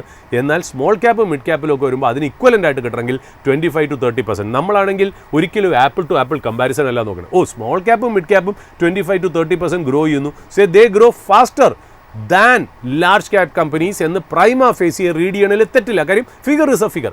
ബട്ട് ഈവൻ ദൻ നമ്മൾ ഒരു കാര്യം ആലോചിക്കണം, ആ ഫിഗർ റീഡ് ചെയ്യേണ്ടത് ബേസ് വെച്ചിട്ടാണ്. നമ്മൾ പറയില്ലേ, ഇപ്പോൾ 50 വയസ്സുകാരൻ ഓടുന്നതും 25 വയസ്സുകാരനും ഒരു 2 പേരും കൂടെ ചേർന്ന് 100 മീറ്റർ ഓടുന്ന ഒരു ഇതിൽ 50കാരൻ്റെ ടൈമിംഗ് നമ്മൾ റേറ്റ് ചെയ്യേണ്ടത് അയാളുടെ ഏജ് വെച്ച് ആണ് എന്ന് പറയുന്ന പോലെ തന്നെ ഈ എലിഫൻസിനെ റേറ്റ് ചെയ്യുമ്പോൾ എലിഫൻറ്റിൻ്റെ ലെവലും അതിൻ്റെ കംഫർട്ടും അതിൻ്റെ സേഫ്റ്റിയും അതിൻ്റെ ക്യാഷ് ഫ്ലോയും അതിൻ്റെ ബാലൻസ് ഷീറ്റിലുള്ള ക്യാഷും എല്ലാം കൂടെ വെച്ച് മാനേജ്മെൻറ്റ് ക്വാളിറ്റിയും കുറേ കൊല്ലത്തെ ഓപ്പറേറ്റിംഗ് ഹിസ്റ്ററി എല്ലാം കൂടെ പ്രീമിയം വെച്ചിട്ട് അവരൊരു 8%-10% ത്രോ ചെയ്യുകയാണെങ്കിൽ സാധാരണ fairly new small companies 25-30% earnings growth തരുന്നതായിട്ട് വളരെ എന്താ പറയുക കമ്പയർ ചെയ്യാവൂ എന്നുള്ള രീതിയിലും കൂടെ ഞാനൊന്ന് പറഞ്ഞു വയ്ക്കുന്നു. മോർഗൻ സ്റ്റാൻലി ആണെങ്കിൽ റിലയൻസിന് കൊടുത്തിരിക്കുന്ന ടാർഗറ്റ് 1803 ആണ്. കാര്യം അവർ പറയുന്നത് അവരുടെ ഗ്രോസ് റിഫൈനിങ് മാർജിൻ, നമ്മളിത് കഴിഞ്ഞ ആഴ്ച എന്താണെന്ന് എക്സ്പ്ലെയിൻ ചെയ്താണ്, 25% മുകളിലായിരിക്കുന്നു. അതായത് $14.5 per barrel ആണോ വരുന്നത്, which is A very very good parameter എന്നുള്ള രീതിയിലാണ് പറയുന്നത് എന്നുള്ള ഒരു കാര്യം കൂടി ഞാനൊരു ചെറിയ കമ്പനിയുടെ റിസൾട്ട് കൂടെ പറയുന്നു. ഇതൊന്നും റെക്കമെൻഡേഷനോ സോളിസിറ്റേഷനോ ഒന്നല്ല, ബട്ട് തത്വചിന്തൻ എന്ന് പറഞ്ഞ ഒരു സ്പെഷ്യാലിറ്റി കെമിക്കൽ കമ്പനിയുണ്ട് വഡോദര, പഴയ ബറോഡ ബേസ്ഡ് ഗുജറാത്തി കമ്പനി. ആ കമ്പനിയുടെ ബ്യൂട്ടിഫുൾ റിസൾട്ടാണ്. ഈ മാർജിൻ എക്സ്പാൻഷൻ ആയതുകൊണ്ടാണ് ഞാൻ അതിനെ എടുത്തു പറഞ്ഞത്. എനിക്ക് തോന്നുന്നു 14 ചില്ലറ എന്ന് പറയുന്ന മാർജിനിൽ നിന്നും 19% പ്ലസിലേക്ക് മാർജിൻ. ഞാൻ പറഞ്ഞില്ലേ, ഏറ്റവും മോശമായ ക്വാർട്ടറിൽ ഇൻഫ്ലേഷനൊക്കെ പേടിച്ച് നിൽക്കുന്ന ക്വാർട്ടർ, ഡോളറിന് എഗെയിൻസ്റ്റ് ആയിട്ട് റുപ്പി ഭയങ്കരമായിട്ട് ഇടിഞ്ഞു നിൽക്കുന്ന ക്വാർട്ടർ, റോ മെറ്റീരിയലിന് പ്രൈസ് കയറിയ ക്വാർട്ടർ, ലോജിസ്റ്റിക് കോസ്റ്റ് ഷിപ്പിംഗ് കോസ്റ്റിന് പ്രൈസ് കയറിയ ഒരു ക്വാർട്ടർ, ഓയിൽ പ്രൈസസ് കയറി നിൽക്കുന്ന ക്വാർട്ടറിലൊക്കെ ഈ സ്പെഷ്യാലിറ്റി കെമിക്കൽ പോലെയുള്ള ചില ഇൻഡസ്ട്രികളിൽ അവർ മാർജിൻ എക്സ്പാൻഷൻ കൊണ്ടുവന്നിട്ടുണ്ടെങ്കിൽ അതിനർത്ഥം എന്താണെന്നറിയോ നിഖിൽ? 2 കാര്യങ്ങൾ. ഒന്നെന്ന് പറയുന്നത് ഈ റോ മെറ്റീരിയൽ പ്രൈസ്, അതായത് നമ്മൾ 10 രൂപയ്ക്ക് ഒരു റോ മെറ്റീരിയൽ മേടിച്ചിട്ട് 15 രൂപയ്ക്ക് നമ്മൾ കസ്റ്റമറിന് വിറ്റ് 5 രൂപ ഉണ്ടാക്കുന്നു. നമുക്ക് പറ്റുന്നത് എന്താ? ഒരുപാട് കോമ്പറ്റീഷൻ ഉള്ളതുകൊണ്ട് ഈ കസ്റ്റമറിന് കൊടുക്കുന്ന 15 എന്ന് പറയുന്നത് നമ്മൾ കൂട്ടിക്കഴിഞ്ഞാൽ നമ്മൾ കോമ്പറ്റീഷൻ വില കുറച്ച് കൊടുത്തു കഴിഞ്ഞാൽ നമ്മൾ തെറിച്ചു. പക്ഷേ നമുക്ക് നിവൃത്തിയില്ല. കാര്യം 10 രൂപയ്ക്ക് കിട്ടിയിരിക്കുന്ന റോ മെറ്റീരിയൽ ഇപ്പോൾ 12 രൂപയായി. അപ്പം നമ്മൾ 15 രൂപയ്ക്ക് തന്നെ വിൽക്കണം. നേരത്തെ 10 നിന്ന് 15 രൂപയ്ക്ക് വിൽക്കുമ്പോൾ 5 രൂപ ലാഭം കിട്ടുന്ന സ്ഥലത്ത് വില കൂടി 12 ആകുമ്പോൾ റോ മെറ്റീരിയൽ ആകുമ്പോൾ അതും 15 രൂപയ്ക്ക് വിൽക്കുമ്പോൾ 3 രൂപയെ കിട്ടുള്ളൂ എന്നുള്ള മാർജിൻ കംപ്രഷനാണ്. പക്ഷേ ഏതെങ്കിലും ഒരു കമ്പനി ഈ അഡ്വേഴ്സ് ആയിട്ടുള്ള വളരെ ചലഞ്ചിങ് ആയിട്ടുള്ള ഇൻപുട്ട് ടൈമിൽ അവർക്ക് മാർജിൻ എക്സ്പാൻഡ് ചെയ്യാൻ പറ്റിയാൽ അതെന്താ, അവർക്ക് കസ്റ്റമേഴ്സിന് കൊടുക്കുന്നതിൻ്റെ പ്രൈസും, അതായത് 15 എന്നുള്ളത് 18, 19, 20 ആക്കാൻ പറ്റി. 10 രൂപയുടെ റോ മെറ്റീരിയൽ 12 ആയപ്പോൾ, അതായത് അവിടെ മാർജിന് വില കൂട്ടിയെന്ന് മാത്രമല്ല അവർ കൂടുതൽ മാർക്കറ്റ് ഷെയറും കൂടെ വന്നു. അവരുടെ ഇൻറ്റേർണൽ എക്സ്പെൻസസ് ഭയങ്കരമായിട്ട് കട്ട് ചെയ്തു. എഫിഷ്യൻ്റായിട്ട് കമ്പനി മാനേജ് ചെയ്യുന്നതുകൊണ്ടാണ് മാർജിൻ എക്സ്പാൻഷൻ നടന്നത്. അപ്പം നെഗറ്റീവായിട്ടുള്ള ബിസിനസ് സൈക്കിളിൽ, നെഗറ്റീവായിട്ടുള്ള എൻവയറോൺമെൻറ്റിൽ കമ്പനീസ് പോസിറ്റീവായിട്ട് ഏർണിങ്സ് സ്പ്രെഡ് ചെയ്യുകയാണെങ്കിൽ, എക്സ്പാൻഡ് ചെയ്യുകയാണെങ്കിൽ that is something that we need to watch എന്നും കൂടി ഞാനൊന്ന് പറഞ്ഞു വയ്ക്കുന്നു എന്നുള്ള. പിന്നെ ഒരു കാര്യം കൂടെ, എനിക്കിതൊരു ക്ഷമാർപ്പണമാണ്, അപേക്ഷയാണ്. കാര്യം എന്ന് വെച്ചാൽ നമ്മൾ വെള്ളിയാഴ്ച അവതരിപ്പിച്ച ഓപ്പണിംഗ് അവേഴ്സിൻ്റെ താഴെ വന്ന യൂട്യൂബിൽ കുറേ ക്വസ്റ്റ്യൻസ് ചോദിച്ചതിൽ ഒരു വ്യക്തി, ഒരു സുഹൃത്ത്, നമുക്ക് വളരെ വേണ്ടപ്പെട്ട കൊല്ലങ്ങളായിട്ട് നമ്മുടെ ഓപ്പണിംഗ് അവേഴ്സ് കണ്ടുകൊണ്ടിരിക്കുന്ന ഒരു വ്യക്തി നമുക്ക് വളരെ ഡിയറാണ്, വളരെ സ്നേഹമുള്ളതാണ്, തിരിച്ചും നല്ല സ്നേഹവും റെസ്പെക്റ്റും ഉള്ളതാണ്. അത് ചോദിച്ചിരുന്നു, ഒരു 30,000, 50,000 അല്ലെങ്കിൽ 60,000 ഒക്കെ മന്ത്ലി ഏൺ ചെയ്യുന്ന ഒരാൾ എങ്ങനെയാണ് ഒരു പോർട്ട്ഫോളിയോ ക്രിയേറ്റ് ചെയ്യേണ്ടത്? അതിൽ ബേസിക്കലി എത്ര രൂപ ഏൺ ചെയ്യുന്നു എന്നല്ല അദ്ദേഹത്തിൻ്റെ ചോദ്യം. എന്താണെന്ന് വെച്ചാൽ ഈ പറയുന്ന പോലെ ഒരു പോർട്ട്ഫോളിയോയിൽ എത്രത്തോളം സ്റ്റോക്സ് ആവാം, എത്രത്തോളം എൻ്റെ മന്ത്ലി സാലറിയിൽ നിന്നും ഈ പോർട്ട്ഫോളിയോ ഞാൻ മെയിൻറ്റെയിൻ ചെയ്യണം, കുറച്ച് ക്യാഷ് ഞാൻ മാറ്റി വയ്ക്കേണ്ടേ, അതായത് സ്റ്റോക്ക് ഡൗൺ ആവുകയാണെങ്കിൽ ഏണിങ്സ് എനിക്കതൊന്ന് ആഡ് ചെയ്യണ്ടേ, അത് ആവറേജ് ഔട്ട് ചെയ്യുക എന്നുള്ള ചോദ്യമാണ്. ഞാൻ ആക്ച്വലി അദ്ദേഹത്തിനോട് പ്രോമിസ് ചെയ്തത് തിങ്കളാഴ്ച ഞാൻ പറയാമെന്നുള്ളതാണ്. തിങ്കളാഴ്ച പറയാനും ഞാൻ തയ്യാറാണ്. പക്ഷേ ഒരു കാര്യം മനസ്സിലായെന്ന് വെച്ചാൽ ഇന്ന് നമ്മൾ ഇത്രയും കാര്യങ്ങളൊക്കെ കവർ ചെയ്ത് വരുമ്പോഴത്തേക്കും ഇന്ന് സമയം കിട്ടില്ല. ഒരു അരമണിക്കൂറെങ്കിലും കിട്ടാതെ നമുക്കിത് ക്ലിയർ ആയിട്ട് എക്സ്പ്ലെയിൻ ചെയ്യാൻ പറ്റില്ല. അപ്പം ഈ നമ്മുടെ കാണുന്ന പ്രേക്ഷകർ പല ലെവലിലുള്ള എക്സ്പെർട്ടീസ് ഉള്ളവരുണ്ട്, വളരെ എക്സ്പേർട്ടായിട്ടുള്ളവരുണ്ട്, ഇതൊക്കെ എന്നെക്കാളും നന്നായിട്ട് അറിയാമെന്നുള്ളവരുണ്ട്, ചിലവർ സാധാരണക്കാരുണ്ട്, ചിലവർ ഇതൊന്നും അറിയാല്ല, മാർക്കറ്റിൽ എൻട്രി ചെയ്യണമെന്ന് ആഗ്രഹിക്കുന്നത്. അപ്പോൾ നമ്മളൊരു കണ്ടൻറ്റ് നമ്മൾ ആർട്ടിക്കുലേറ്റ് ചെയ്ത് പറയുമ്പോൾ എല്ലാ തരത്തിലുള്ള ആൾക്കാർക്കും വേണ്ടി അവതരിപ്പിക്കാൻ വേണ്ടിയിട്ടാണ് നമ്മൾ ശ്രമിക്കുക. അതുകൊണ്ട് തന്നെ നമ്മൾ ഒരെണ്ണം പല രീതിയിൽ എക്സ്പ്ലെയിൻ ചെയ്ത് പരത്തി, എനിക്കും അറിയാം ചില സമയത്ത് ഭയങ്കരമായിട്ട് ഞാൻ പരത്തുന്നു, പക്ഷേ എല്ലാവരെയും ടച്ച് ചെയ്യാൻ വേണ്ടിയിട്ടാണ് ഞാൻ ചെയ്യുന്നത്. അപ്പോൾ ഞാനത് പറഞ്ഞു വരുമ്പോൾ എനിക്ക് സമയം കിട്ടില്ല. അത് മാത്രമല്ല, എനിക്ക് ഈ സബ്ജക്റ്റിനോടുള്ള ഇൻവോൾവ്മെൻറ്റ് ഭയങ്കര കൂടുതലുണ്ട്. ഞാൻ ചിലപ്പോൾ പറഞ്ഞങ്ങ് പോകും, സമയം പോലും നോക്കാറില്ല. അതുകൊണ്ട് ക്ഷമിക്കണം. ഇതൊരു വേറൊരു പ്രോഗ്രാമായിട്ട് ഞാൻ എൻ്റെ പ്രൊഡക്ഷൻ ടീമിനോട് ഞാൻ റിക്വസ്റ്റ് ചെയ്തിട്ടുണ്ട്, ഒരു സ്പെഷ്യൽ പ്രോഗ്രാമായിട്ട് ഇത് നിങ്ങളുടെ മുന്നിൽ അവതരിപ്പിക്കാൻ. ഈ ആഴ്ച എപ്പോഴെങ്കിലും സമയം കിട്ടുമെങ്കിൽ ഞങ്ങളത് അവതരിപ്പിച്ച് അതിൻ്റെ ഫുള്ളായിട്ട് അതിൻ്റേതായ ഒരു തംബ്നെയിലിട്ട് നിങ്ങൾക്ക് ഞാൻ അറിയിക്കാം. ഞാൻ ഓപ്പണിംഗ് അവേഴ്സിൽ അതിൻ്റെ ഇൻഡിക്കേഷൻ തരാം എന്നാണ് നമ്മളത് അപ്ലോഡ് ചെയ്യാൻ പോകുന്നതെന്നുള്ള. അതായിരിക്കും കുറച്ചുകൂടി നന്നായിട്ട് എനിക്ക് തോന്നുന്നു എന്നുള്ളൂ. ഒരു ഇൻ്റർനാഷണൽ ആയിട്ടൊരു ന്യൂസ് ഉണ്ട്, ഒരു ടെക്നോളജി ലെവലിൽ, അതായത് ചൈനയുടെ ഒരു കമ്പനി ഒരു world's largest open weight AI model ഉണ്ടാക്കിയിരിക്കുന്നു എന്നുള്ളത്. അത് ശരിക്കും പറഞ്ഞിട്ടുണ്ടല്ലോ, ഈ ഓപ്പൺ AI, ആന്ത്രോപ്പിക്, ക്ലൗഡ് പോലെയുള്ള ആ സാധനങ്ങൾക്ക് ചലഞ്ച് ചെയ്യുന്ന രീതിയിലേക്കാണ് ഒരു പ്രോഡക്റ്റ് വന്നേക്കണേ. പക്ഷേ ആരെയൊക്കെ ബീറ്റ് ചെയ്യുന്നുള്ളതിൽ ഞാനൊന്നും പറയുന്നില്ല. അതിന് ഒരുപാട് ടെക്നിക്കൽ അനാലിസിസുകൾ നമുക്ക് നടത്താനുണ്ട് എന്നുള്ള. ബട്ട് വളരെ വലിയൊരു റിമാർക്കബിൾ ആയിട്ടുള്ളൊരു അച്ചീവ്മെൻ്റ് ആണ് ഈ ചൈനീസ് സ്റ്റാർട്ടപ്പ് കമ്പനിക്ക് വന്നിരിക്കുന്നത്. മൂൺ ഷോട്ട് AI എന്നാണ് ആ സ്റ്റാർട്ടപ്പിൻ്റെ പേര്. ഈ പ്രോഡക്റ്റിൻ്റെ പേര് കിമി, KIMI K3 എന്നാണ് അതിനെ പറയുന്നത്. ഏതാണ്ട് 2 ട്രില്യൺ പാരാമീറ്റേഴ്സ് ഉള്ള AI മോഡൽ എന്ന് പറയുമ്പോൾ ഇറ്റ് ഈസ് ഫേസ് വാല്യൂവിൽ ഞാൻ നോക്കുമ്പോൾ മനസ്സിലാണ് 2.8 ട്രില്യൺ പാരാമീറ്റർ വെച്ചാൽ ഇറ്റ് ഈസ് ആബ്സല്യൂട്ട്ലി ഫാന്റാസ്റ്റിക്. അതായത് കഴിഞ്ഞ കൊല്ലം ഇതേ സമയത്ത് ഒരു ഡീപ് സീക്ക് എന്ന് പറയുന്ന ഡിസ്റപ്ഷനാണ് അവർ കൊണ്ടുവന്നതെങ്കിൽ അതിന് ഈക്വലൻ്റ് ആയിട്ടാണ് ഈ സാധനം വന്നിരിക്കുന്നത്, കിമി K3 എന്നുള്ള രീതിയിൽ നമ്മൾ മനസ്സിലാക്കേണ്ടത്. അതായത് ഈ ലോങ് ഹൊറൈസൺ, ഒരുപാട് ടൈം എടുക്കുന്ന കോംപ്ലക്സ് ടാസ്കിനെ ഈസി ആക്കിയിട്ട്, അതായത് ഒരു റിസർച്ച് പേപ്പർ ഏതാണ്ട് 4-5 ആഴ്ച കൊണ്ട് ചെയ്യണത് ഒരു 2 മണിക്കൂർ കൊണ്ട് ചെയ്ത് നമ്മുടെ മുന്നിലിടും എന്നുള്ളതാണ് ഇതിൻ്റെ പ്രത്യേകത എന്ന് പറയുന്നത്. ഈ AI സ്റ്റാർട്ടപ്പിനെയൊക്കെ സപ്പോർട്ട് ചെയ്യണതൊക്കെ ചൈനീസ് ടെക് ജയൻസ് ആണ്, ടെൻസെൻ്റ്, ആലിബാബയൊക്കെ ആണെന്നുള്ളത് നമ്മൾ പ്രത്യേകം ശ്രദ്ധിക്കണമെന്നും കൂടി ഞാനൊന്ന് പറയുന്നു എന്നേ ഉള്ളൂ. അപ്പോൾ ഇന്ന് സ്പോട്ട് ലൈറ്റിൽ എനിക്കൊന്ന് അവതരിപ്പിക്കണമെന്നുണ്ട്. അത് വേറൊന്നുമല്ല, ഞാൻ എപ്പോഴും പറയുന്ന ഒരു ഫ്യൂച്ചർ തീമാണ് ഞാൻ ഈ പറയുന്നത്. ശ്രദ്ധിച്ച് കേൾക്കണം. ഇതിപ്പോഴും ഒരു ഇൻസെപ്ഷൻ സ്റ്റേജിലാണ്. ഇതെങ്ങനെ അൺഫോൾഡ് ചെയ്യണമെന്നുള്ള.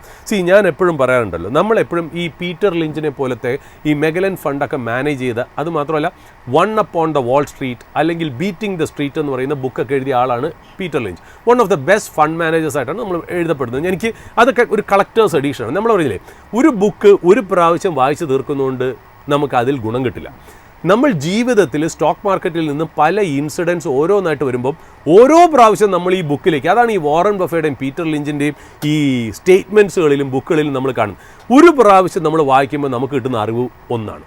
അത് കഴിഞ്ഞ് മാർക്കറ്റിൽ എന്തെങ്കിലും ഇൻസിഡൻറ്റ് കണ്ടിട്ട് നമുക്ക് കൺഫ്യൂഷനും കോൺഫിഡൻസും ഒക്കെ നശിക്കുമ്പോൾ, കൺഫ്യൂഷൻ കൂടുകയും കോൺഫിഡൻസ് ഒക്കെ നശിക്കുമ്പോൾ നമ്മൾ തിരിച്ച് ഈ ബുക്കിലേക്ക് വരണം. ഈ സിറ്റുവേഷനെ നല്ല രീതിയിൽ ഹാൻഡിൽ ചെയ്യാൻ വേറൊരു പെർസ്പെക്റ്റീവ് തുറന്നു തരും എന്നുള്ളതാണ് ഈ വക വലിയ വലിയ ഗ്രേറ്റ് ലെജൻഡറി ഇൻവെസ്റ്റേഴ്സിൻ്റെ ഗുണം. അതിൽ പീറ്റർ ലിഞ്ചൊക്കെ എപ്പോഴും പറയും, ബൈ വാട്ട് യു സീ. നിങ്ങൾ കൂടുതലൊന്നും ആലോചിക്കേണ്ട, നിങ്ങൾ മുന്നിൽ കാണുന്ന ഒരു കാര്യത്തിന് നിങ്ങൾക്ക് വിശ്വാസമുണ്ടെങ്കിൽ നിങ്ങൾക്ക് അവിടെ ഇൻവെസ്റ്റ് ചെയ്യാമെന്ന് പറയുന്നത്. അതുമാത്രമല്ല, വാറൻ ബഫെ പറയുന്നുണ്ട്, നിങ്ങളൊരു സ്റ്റോക്ക് ഐഡിയ എന്ന് പറഞ്ഞാൽ നിങ്ങളങ്ങ് തലപോച്ച് ഒരുപാടൊന്നും ആലോചിക്കേണ്ട. നിങ്ങളൊരു സാധാരണ ബിസിനസ്സിനെ ഒരു ക്രയോൺ ഉപയോഗിച്ച് നിങ്ങൾ 2 ലൈനിൽ ഒരു പേപ്പറിൽ എഴുതാൻ പറ്റുന്നതായിരിക്കണം നിങ്ങളുടെ സ്റ്റോക്ക് ഐഡിയ എന്നും കൂടെ പറയാറുണ്ട്. അപ്പോൾ ആ ഒരു രീതിയിലൊക്കെ വെച്ച് നോക്കുമ്പോൾ നമ്മൾ ഡെയിലി എൻകൗണ്ടർ ചെയ്യുന്ന ചില കാര്യങ്ങൾ, ഒരു പക്ഷേ നമ്മൾ റോഡിൽ കൂടി പോകുമ്പോൾ, നടന്നോ കാർ ഓടിച്ച് പോകുമ്പോൾ ചിലപ്പോൾ കാണുന്നതായിരിക്കും. നമ്മൾ കഴിഞ്ഞ ആഴ്ച ലൂമാക്സ് പറഞ്ഞു, ഒരു ട്രാഫിക് ലൈറ്റിൽ നമ്മൾ സ്റ്റക്കായി കിടക്കുമ്പോൾ കണ്ട ഒരു കാര്യമാണ്. ചിലപ്പോൾ നമ്മളൊരു സൂപ്പർ മാർക്കറ്റിൽ നിന്നായിരിക്കും, അത് ഞാൻ പറഞ്ഞില്ലേ, ഞാൻ ഉപയോഗിക്കുന്ന പ്രോട്ടീൻ ബാർ എന്ന് പറയുന്ന റൈറ്റ് ബൈറ്റ് ഞാൻ ദിവസവും ഉപയോഗിക്കുന്നു. ഞാൻ അവിടെ നിൽക്കുമ്പോൾ തന്നെ ലൂലുവിൻ്റെ ഹൈപ്പർ മാർക്കറ്റിൽ, ഫോറം മാളിൽ ഒരുപാട് ന്യൂ ജനറേഷൻ പിള്ളേർ വന്നും ജിമ്മിൽ പോകുന്നവരും ഒക്കെ വന്ന് ഇത് മേടിക്കുമ്പോഴാണ് നമ്മൾ മനസ്സിലാവുന്നത് റൈറ്റ് ബൈറ്റ് എന്ന് പറയുന്നത് സൈഡസ് വെൽനസിൻ്റെ പ്രോഡക്റ്റാണ്. അപ്പോൾ പലതും നമുക്ക് റോഡിൽ നിന്നും സൂപ്പർ മാർക്കറ്റിൽ നിന്നും കിട്ടുന്ന ഇൻഫർമേഷനാണ്. അതുകൊണ്ട് ബൈ വാട്ട് യു സീ. നമ്മൾ എന്തിപ്പം ചെയ്യണം, കണ്ണ് തുറന്നു വെക്കണം, ചെവി തുറന്നു വെക്കണം, വായ അടച്ചു വെച്ച് നമ്മളൊരു ഗുഡ് ലിസണറായിട്ട് കേൾക്കണം എന്നുള്ള രീതിയിലാണ് പറഞ്ഞത്. എന്തുകൊണ്ട് ഞാൻ അതിനെ പറഞ്ഞാൽ, അടുത്ത കാലത്ത് ഒരു ന്യൂസ് പേപ്പർ റിപ്പോർട്ട് വന്നു. ആ ന്യൂസ് പേപ്പർ റിപ്പോർട്ടാണ് ഒരു വലിയൊരു ഫ്യൂച്ചർ തീമിനെ കുറിച്ച് പറഞ്ഞത്. അതായത് നമ്മൾ ശ്രദ്ധിച്ചിട്ടുണ്ടോ എന്നറിയില്ല, ചിലപ്പോൾ പല പ്രേക്ഷകരും എന്നെക്കാളും നന്നായിട്ട് ശ്രദ്ധിച്ച് കാണും. അതിൻ്റെ തീം എന്ന് പറയുന്നത് വേറെ ഒന്നുമല്ല, 1 സൺ, ഒരു സൂര്യൻ, 1 വേൾഡ്, ഒരു ലോകം, 1 ഗ്രിഡ്. ഗ്രിഡ് എന്ന് പറയുമ്പോൾ ഇലക്ട്രിസിറ്റി ട്രാൻസ്മിറ്റ് ചെയ്യുന്ന ഒരു ഇനിഷ്യേറ്റീവ്. നമ്മളതിനെ പറയുന്നത് OSOWOG, 1 sun, 1 world, 1 grid initiative. ഒറ്റ വാക്കിൽ പറയുകയാണെങ്കിൽ ഇലക്ട്രിസിറ്റി ഹൈവേ. നമ്മൾ ഈ ഇൻഫ്രാസ്ട്രക്ചർ, ഫിസിക്കൽ ഇൻഫ്രാസ്ട്രക്ചർ ഹൈവേ പറയില്ലേ, അതേപോലെ ഇലക്ട്രിസിറ്റി ഹൈവേ. പക്ഷേ ഈ ഹൈവേക്ക് ഒരു പ്രത്യേകതയുണ്ട്. അതാണ്, ഇതൊരു പാലം പോലെയാണെന്ന് വേണമെങ്കിൽ കണക്കാക്കാം. അല്ലാണ്ട് ലാൻഡ് ടു ലാൻഡ് കണക്ട് ചെയ്യുന്നത് ഏതെങ്കിലും ഒരു വെള്ളത്തിൻ്റെ മുകളിൽ കൂടെയാണെന്ന് നിങ്ങൾ ജസ്റ്റ് ഒന്ന് സങ്കല്പിക്കാം. ഞാനൊരു ഉദാഹരണം പറയാം. ഇപ്പം രാജസ്ഥാനിൽ സ്കോർച്ചിങ് ഹീറ്റാണ്, അതായത് താർ ഡെസേർട്ടിൽ 2 മണി, ഉച്ചയ്ക്ക് 2 മണിയാണെന്ന് വയ്ക്കുക. എന്താണ് ചൂടെന്ന് നമുക്ക് ആലോചിക്കാൻ പറ്റില്ലോ. താർ ഡെസേർട്ട് ഈസ് ബ്ലേസിങ്, അത്രയ്ക്ക് മാത്രം ചൂടാണ്. അവിടെ ഏതാണ്ട് 1000 സ്ക്വയർ കിലോമീറ്ററിൽ സോളാർ പവർ പ്ലാന്റ് പവർ ഇങ്ങനെ ജനറേറ്റ് ചെയ്തുകൊണ്ടിരിക്കുകയാണ്. രാജസ്ഥാന്, അതായത് രാജസ്ഥാനിൽ ചൂട് കൂടുതലുള്ളതുകൊണ്ട് മാക്സിമം ക്യാപ്ചർ കിട്ടി, അത്രയ്ക്ക് മാത്രമുള്ള സോളാർ പാനൽ വെച്ച് നല്ല പവർ നമ്മൾ ജനറേറ്റ് ചെയ്യുന്നു. അപ്പം നമ്മൾ ആ സമയത്തേക്ക് എന്ത് ചെയ്യുന്നു, രാജസ്ഥാന് ആവശ്യമുള്ളതിനെക്കാട്ടിലും കൂടുതൽ പവർ നമ്മൾ ജനറേറ്റ് ചെയ്യുന്നു സമ്മർ ടൈമിൽ എന്ന് നമ്മൾ സങ്കല്പിക്കുക. അങ്ങനെ വരുമ്പോൾ നമ്മൾ എന്ത് ചെയ്യും, രാജസ്ഥാൻ ആവശ്യമുള്ളതിനേക്കാളും കൂടുതൽ വരുമ്പോൾ നമ്മൾ എന്ത് ചെയ്യും, നമുക്കറിയാലോ ഈ പറയുന്ന പോലെ ഏറ്റവും കൂടുതൽ ഈ സോളാർ നമുക്ക് പവർ കിട്ടുന്നത് ഉച്ചയ്ക്കാണ്. വൈകുന്നേരം ഒരു 4:30-5 മണിയോടുകൂടി അത് ഫെയ്ഡ് ചെയ്ത് പോകും. അപ്പം നമ്മൾ എന്ത് ചെയ്യും, ഈ പവറിനെ നമ്മളൊരു ബാറ്ററി സ്റ്റോറേജ്, BESS എന്ന് പറയുന്ന സാധനത്തിൽ നമ്മൾ സ്റ്റോർ ചെയ്യും. എന്നിട്ട് രാത്രി പോലെയുള്ള സമയങ്ങളിൽ ഉപയോഗിക്കും. അവിടെയാണ് ബസ് പോലെയുള്ള ടെക്നോളജികൾ നമ്മളെ സഹായിക്കുന്നത്. അത് ഒരു form of storage of power, ഒരു ബാറ്ററിയിൽ സ്റ്റോർ ചെയ്ത് വയ്ക്കുക എന്നുള്ളതാണ് ഒരു ആക്ടിവിറ്റി. ബട്ട് ഞാൻ ഈ പറഞ്ഞ പോലെ ഇലക്ട്രിസിറ്റി ഹൈവേ എന്ന് പറയുന്ന കാര്യം വേറെ ഒന്നുമല്ല. ഇത് ഈ പവറിനെ വേറൊരു രീതിയിലും കൂടെ നമുക്ക് ഉപയോഗപ്പെടുത്താം. എങ്ങനെയാണ്? ഞാൻ പറഞ്ഞു, രാജസ്ഥാനിൽ 2 മണിക്കാണ് ഈ പറയുന്ന പോലെ സ്കോർച്ചിങ് ഹീറ്റിൽ രാജസ്ഥാൻ ആവശ്യമുള്ളതിനെക്കാട്ടിലും ഈ സോളാർ യൂണിറ്റ് പവർ ജനറേറ്റ് ചെയ്യണം. നമ്മളിങ്ങനെ ഒന്ന് ആലോചിക്കാം. ഇവിടെ ഒരു 2 മണി എന്ന് പറയുമ്പോൾ ഏതാണ്ട് ദുബായിൽ 12:30 മണിയായിരിക്കുമല്ലോ. 12:30 മണിയൊക്കെ ആകുമ്പോൾ അവിടെ നമ്മൾ എന്താ കാണുന്നത്? നമ്മൾ സീൻ അങ്ങോട്ട് നോക്കുകയാണെങ്കിൽ ഓഫീസുകൾ ഫുൾ ത്രോട്ടിൽ വർക്ക് ചെയ്യുന്നു. AC ഓടുകയാണ്, അല്ലാതെ മിക്ക ACയും, അതായത് എല്ലാ ഫെസിലിറ്റീസിലും AC ഭയങ്കരമായിട്ട് ഓടുന്നു. ഈ UAE അല്ലെങ്കിൽ ദുബായ് പോലുള്ള രാജ്യങ്ങൾ എന്താ ശരിക്കും പറഞ്ഞാൽ അവരുടെ ഗ്രിഡ് ഈ സമയങ്ങളിലൊക്കെ വളരെ സ്ട്രെയിൻഡ് ആണെന്ന് വെച്ചാൽ പീക്ക് സമ്മറിൻ്റെ പവർ അവർക്ക് വേണമെന്നുള്ളതുകൊണ്ട് ഗ്രിഡ് ഫുൾ പവറിൽ കിടന്ന് ഫുൾ ഇൻറ്റൻസിറ്റിയിലാണ് ഓടുന്നത് എന്നുള്ളത് നമ്മൾ മനസ്സിലാക്കണം എന്നുള്ളതാണ്. അപ്പോൾ രാജസ്ഥാന് എക്സസീവ് പവർ വന്നാൽ എന്തുകൊണ്ട് ഈ പവറിനെ നമുക്ക് ദുബായിലേക്ക് കയറ്റി അയച്ചുകൂടാ? അതാണ് അവിടുത്തെ ഇമ്പോർട്ടൻ്റ് ആയിട്ടുള്ള പോയിന്റ്. വേണമെങ്കിൽ നമുക്ക് ബെസ്സായിട്ട് ഇവിടെ സ്റ്റോർ ചെയ്യാം, അത് ഒരു വേ. വേറൊരെണ്ണം എന്താ, പുറം രാജ്യങ്ങളിലേക്ക് നമുക്ക് കണക്ട് ചെയ്ത് കൊടുക്കാൻ പറ്റുമെങ്കിൽ അതും റവന്യൂ തന്നെയാണല്ലോ എന്നുള്ളത് നമ്മൾ മനസ്സിലാക്കണം എന്നുള്ള. അപ്പോൾ നമുക്കറിയാം എത്രയോ കൊല്ലമായിട്ട് ദുബായ് പോലുള്ള ഒരു രാജ്യം ഈ പവർ ജനറേറ്റ് ചെയ്യാൻ വേണ്ടി ഫോസിൽ ഫ്യൂവലിലാണ് വരുന്നത്, which is very costly, not that environment friendly as well. അപ്പോൾ രാജസ്ഥാനിൽ ഉൽപ്പാദിപ്പിക്കുന്ന എൻവയോൺമെൻറ്റ് ഫ്രണ്ട്ലി ആയിട്ടുള്ള വില കുറഞ്ഞ ഈ പവറിനെ എങ്ങനെ ദുബായിലേക്ക് എത്തിക്കാം, അതാണ് ഈ പറയുന്ന ഒരു പുതിയ തീം എന്ന് പറയുന്നത്. അതിന് നമ്മൾ നോക്കുകയാണെങ്കിൽ ഈ ന്യൂസ് പേപ്പർ റിപ്പോർട്ട് പറയുന്നത് ഏതാണ്ട് 90,000 crore 90,000 crore വരുന്ന ഒരു പ്രോജക്റ്റ് പതുക്കെ ഷേപ്പ് ചെയ്തു വരുന്നു എന്നുള്ളതാണ് മനസ്സിലാക്കുന്നത്. അതായത് അത് വെറും ഒരു ഫീസിബിലിറ്റി സ്റ്റഡി എന്ന് പറയുന്ന ഫേസിൽ നിന്ന് മാറി ഒരു ആക്ച്വൽ എൻജിനീയറിംഗിലേക്ക് അത് മാറിയിരിക്കുന്നു എന്നുള്ള.